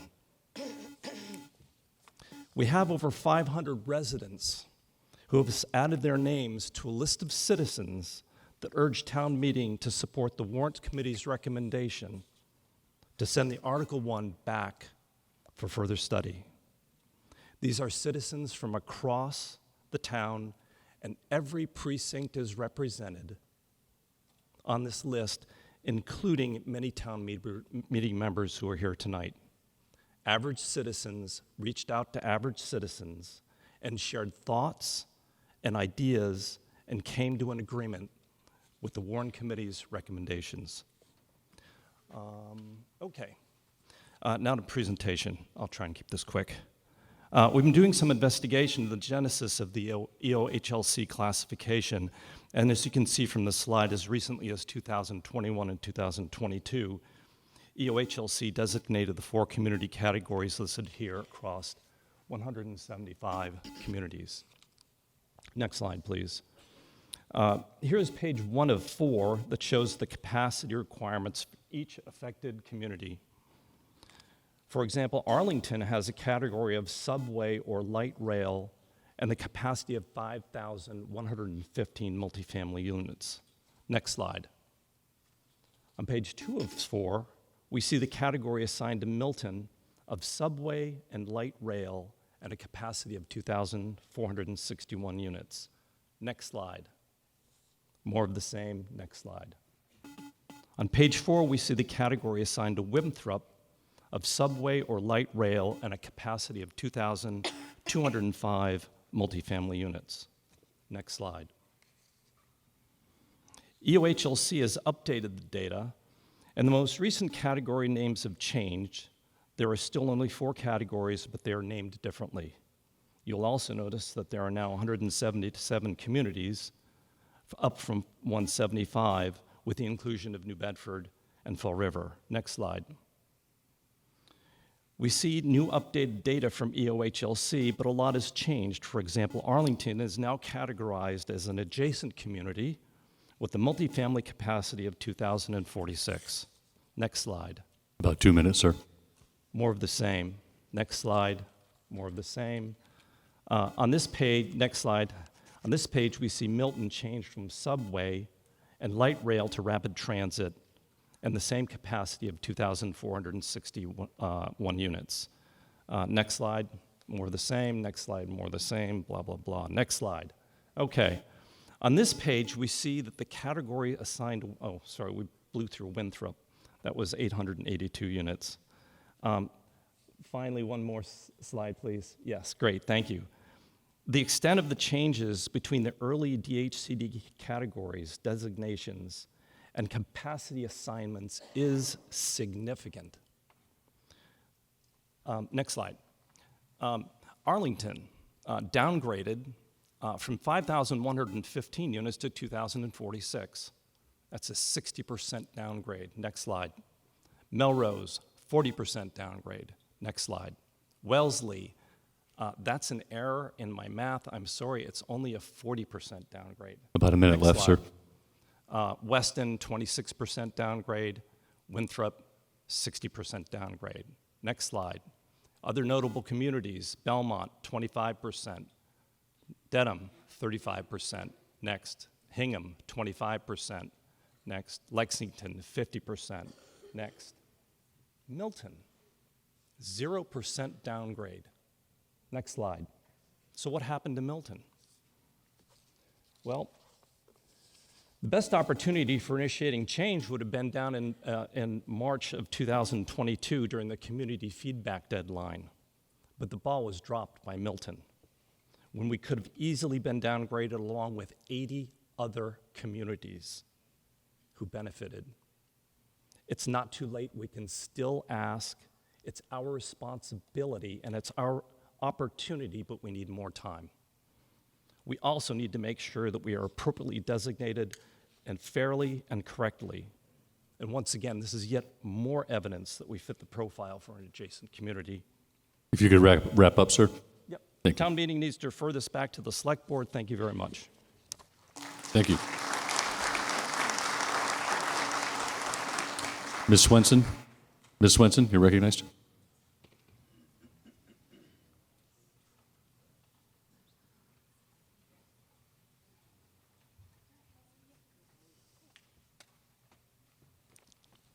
Can you hear me okay? I was at the Garden Club's green sale on Saturday, and a few people walked up to me I'm sorry, Denny Swenson, Town Yes. Meeting Member, Thank you. Precinct 5. Thank you. At the grain sale, a few people walked up to me and said, when they look at Tim's map available on the town's website, they don't understand if their street or their neighborhood is in the zoning or is it not in the zoning. It's the Saturday before our Monday town meeting vote on this, and these civic-minded, well-informed residents have no idea what this article means for them, for their neighbors, and for the town. That is an indicator to me that this article is being rushed. No build-out analysis until last week. A build-out analysis should have been available to the public 2 weeks before the public hearing. How can the public respond to it if they have not seen it? A financial analysis appeared at a recent meeting that does not make any sense. The authors of the analysis could not answer the most basic questions on it. To suggest that adding 1,600 net new units to our town doesn't cost anything and that the town will actually make money on this development is simply misleading. The citizens and officials repeatedly asked for the financial breakdown of the costs. They repeatedly asked for the source of their numbers in this analysis. A financial analysis of their plan with a breakdown of costs with their sources should have been available to the public 2 weeks prior to the public hearing. We still do not have that information. How can the public respond to it if they have not seen it? How can we vote on this without that information? You can have all the meetings in the world on theory and concepts and good principles, but the practical understanding of how this will impact us, how much will this cost us, how can we plan to pay for this, is what we all need to make an informed decision here. The public feels left out. Milton Neighbors for Responsible Development in 3 short weeks learned from 500 average citizens that they support the Warrant Committee's recommendation to send this article back for further study. I was working with them, and I've been getting emails for hours. I think we're up to 600 or so at this point. The emails are just popping. 62% of the net new units are slated to go into East Milton. East Milton has no capacity for that level of traffic, parking, sewerage, infrastructure changes. They have no room for the new police, new firefighters, and new much taller ladders for the fire trucks. They don't have the room for new parks or places for the new children to play. The developers would just have a right to build, but where is the plan for the rest of all of these impacts? This zoning is only 10% affordable. The rest is market rate. Our seniors and our children will not be able to afford 90% of these, About 2 minutes, ma'am. or in any development under 10 units. Good zoning is supposed to be careful, steady, thoughtful, caring. Good zoning is not reactive. Good zoning is not punitive. For me, this is not about a comma or a phrase in this article that can be tweaked later. This is a complex article and a complex topic. This article can be so much better working through a process and building consensus across our wards. I urge my fellow town meeting members to support the Warrant Committee and the Planning Board in their recommendation to send this back for further study. Thank you. Thank you. Mr. O'Rourke.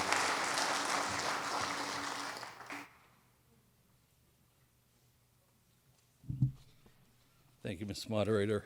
Sean O'Rourke, Town Meeting Member, Precinct 8, Chair of the School Building Committee. Just wanted to shed some light on the numbers that were discussed earlier in regards to the students. The RKG analysis that was done showed a yield of 265 students. The one thing it failed to address is a timeline for this adoption. Not all 265 students are going to show up at once. So when we look at this, we're talking about zoning right now that's over 100 years from our previous zoning. But if we look at the adoption of trying to build out all this zoning, say over the next 20 years, what that equates to is about 13 students per year. So on average for our school, we have 4 elementary schools, so it's about 4 kids per school. If we upgrade this number from 265, which I agree about, I think it was low. I think there will be turnover, and I think those numbers will get higher. To simplify the math for this hour a night, bring it up to 480. Again, over a 20-year period, which will be aggressive. I don't think it will be 20, but for the math. That equates out to 24 students. We have 4 elementary schools. That basically equates out to 6 kids per school. The current school building project, based on the NESDEC numbers that we have now for actual enrollment, will be removing approximately 500 students from the elementary school level. So with that, I just wanted to share that information for the town. Thank you, sir. Ms. King? Virginia Donahue King, Precinct 3. Milton deserves some concessions on the number of units that are required to be built. Because as the trolley line is on the border with a river next to it dividing us from Boston, the circle of a radius of half a mile, half of that is in Boston for each of these stations. So I really would ask the select board to lobby and make some really cogent arguments for this, because I really do believe that we don't have the room to actually put 2,461 units in the areas that we have designated. And maybe if we lowered the amount that we're required to provide for, then we wouldn't have so many problems in the East Milton area. We could scale that down.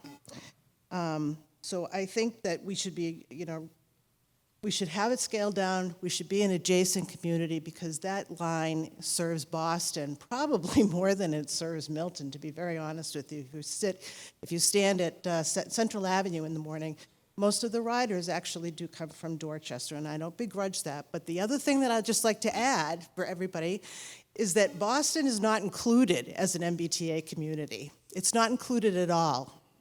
So that line that comes through Milton, at its very edge, stone's throw, if that, from Boston, doesn't have to have any of the apartments built, or units, whatever, built in their half circles. So I would urge the select board to pursue that. And then I have two questions. A prior speaker said that we are voting for a change in zoning, not for a change in housing. So that begs the question, what happens if Milton doesn't have 2,461 new units built within these new 3A zones in several years or in a couple of decades? Will tear downs start to be encouraged? Will there be financial sanctions? Or will there be other punishments? Do we know that? No, I don't need an answer from the body. I want an answer from the group. We're almost done, folks. Let's let the members speak. Thank you. I want an answer from people that may know this, or if they don't know what the sanctions are, if they don't know that there are any, or if they do know that there aren't any, I would like that answer. If it's unknown, I would like that as well. That's number one. The other thing is, another prior speaker asked to have this approved, and then we could change it later as the planning board worked on it. Well, I want to know if there's any fine print in all of the state mandates about this that precludes any changes town meeting may vote for in the future if we were to pass that article today. And I want to know a yes or a no, and I want to know where it comes from and if that has really been researched or not. Thank you.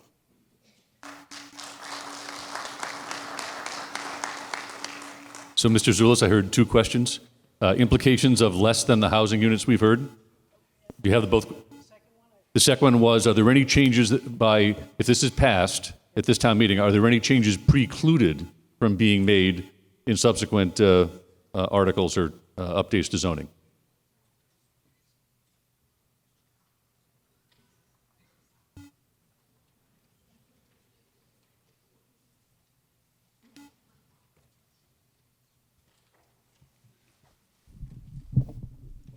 Thank you, Mr. Moderator. Mike Zulus, Precinct 3, Town Meeting Member, Chair of the Select Board.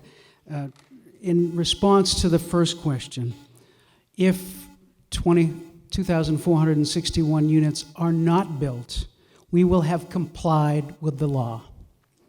On the second question, if changes are made, and changes are not precluded, if changes are made, the amended zoning in compliance with the law would just need to be sent to HLC to confirm compliance with the law, just as it will should this town meeting approve this zoning. Thank you, Mr. Moderator. Thank you. Then, with that being our last speaker, by prior agreement, I was going to recognize the chair of the... We're all happy, right? Chair of the Planning Board, Meredith Hall. Mrs. Hall, if you could keep it to maybe 3 minutes, and then Mr. Zulus, 2 minutes for you, and then we'll call it a wrap, right? It is late, and I will be brief, I promise. I just want to say thank you, first of all, to my fellow planning board members who spoke earlier. I'd like to thank them, the members, for the diligence they have shown in their commitment to excellence in planning. The MBTA zoning effort has demanded a large measure of their focus. We have had thoughtful deliberation. The MBTA zoning effort, I would also very much like to thank the public and those who have attended all of our meetings and who have offered to speak and ask questions. I'd also like to thank Tim Zawinski for all of your hard work, and Josh and the planning board staff for many, many hours we have all put in.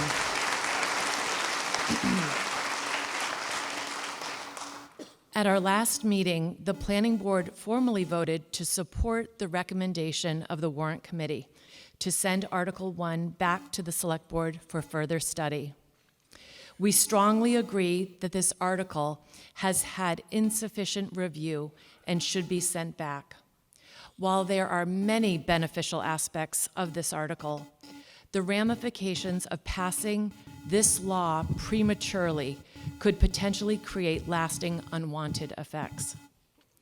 The planning board has voted 4-1 to send the article back for further review.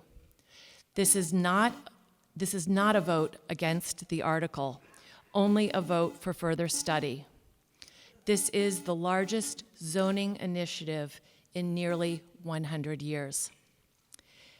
I thank you for your careful consideration as town meeting members. Thank you again.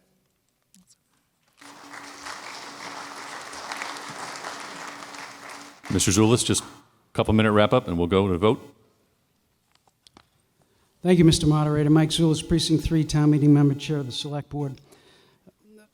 The Warrant Committee's recommendation that this be referred back is based on the finding that the Planning Board, quote, has set the goal of a compliant article for the 2024 annual town meeting. That never happened. The Planning Board has never voted to do that. Indeed, they could not, because there is no consensus among the Planning Board that this town should comply with the law as instructed by Town Council. You have one plan before you tonight to comply with the law. There is no alternative plan. There is no plan to develop a plan.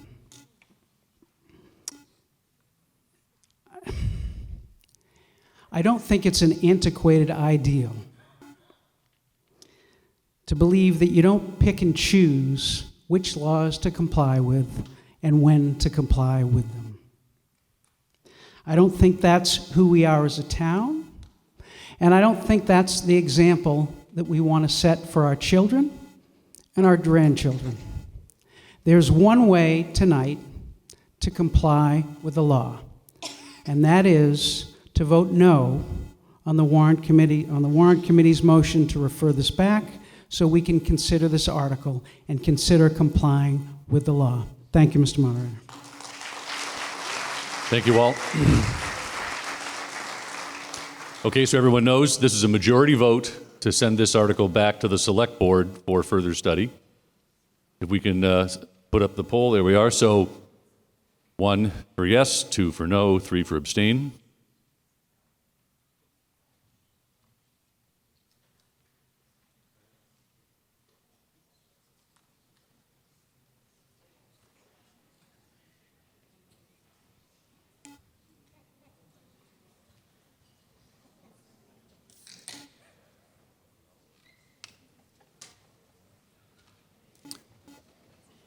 Thank you for sticking with us in a long night.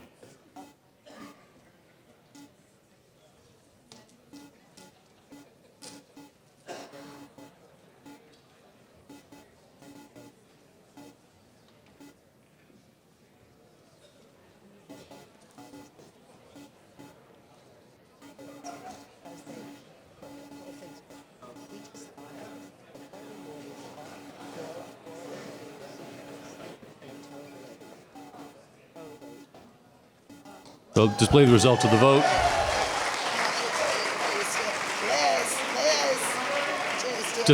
Just, if I can just announce the vote. So the motion to refer back fails by the vote of 159 to 91. It fails to meet a majority. Point of order, yes, sir.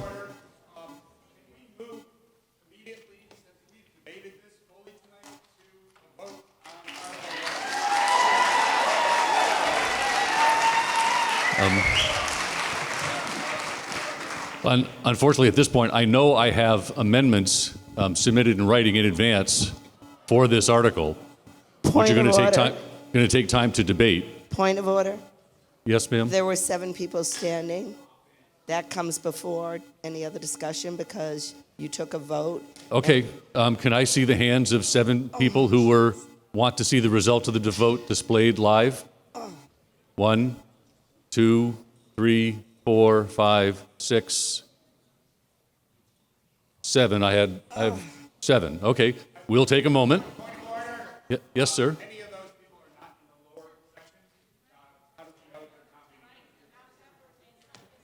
I think I saw lanyards on people. That's how I know. So let's what we'll do is just a minute. What we'll do is I don't think we're going to get to a vote on the article tonight. So we'll display the results of the vote here so you can all see how the voting happened. So Mr. Mallett, if you could start to put that up. And then after that, I'll entertain a motion to postpone discussion until December 11th at 7:30 p.m. Let's just page down so they can read it, Mr. Mallett.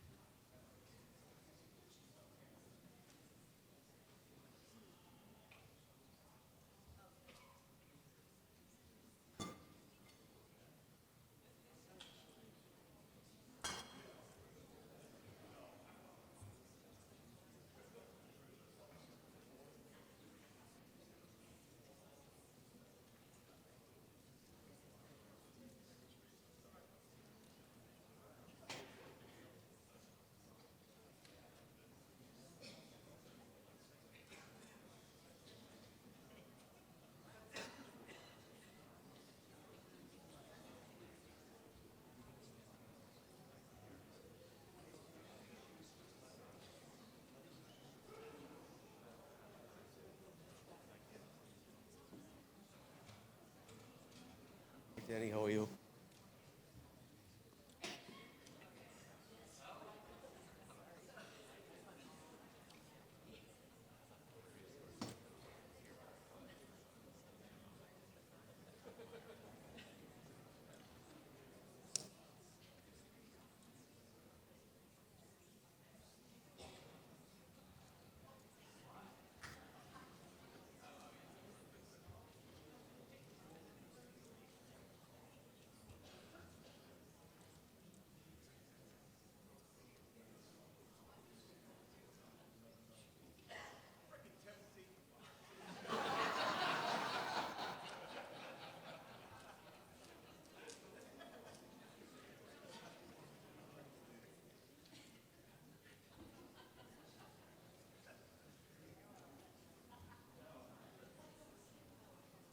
There we go.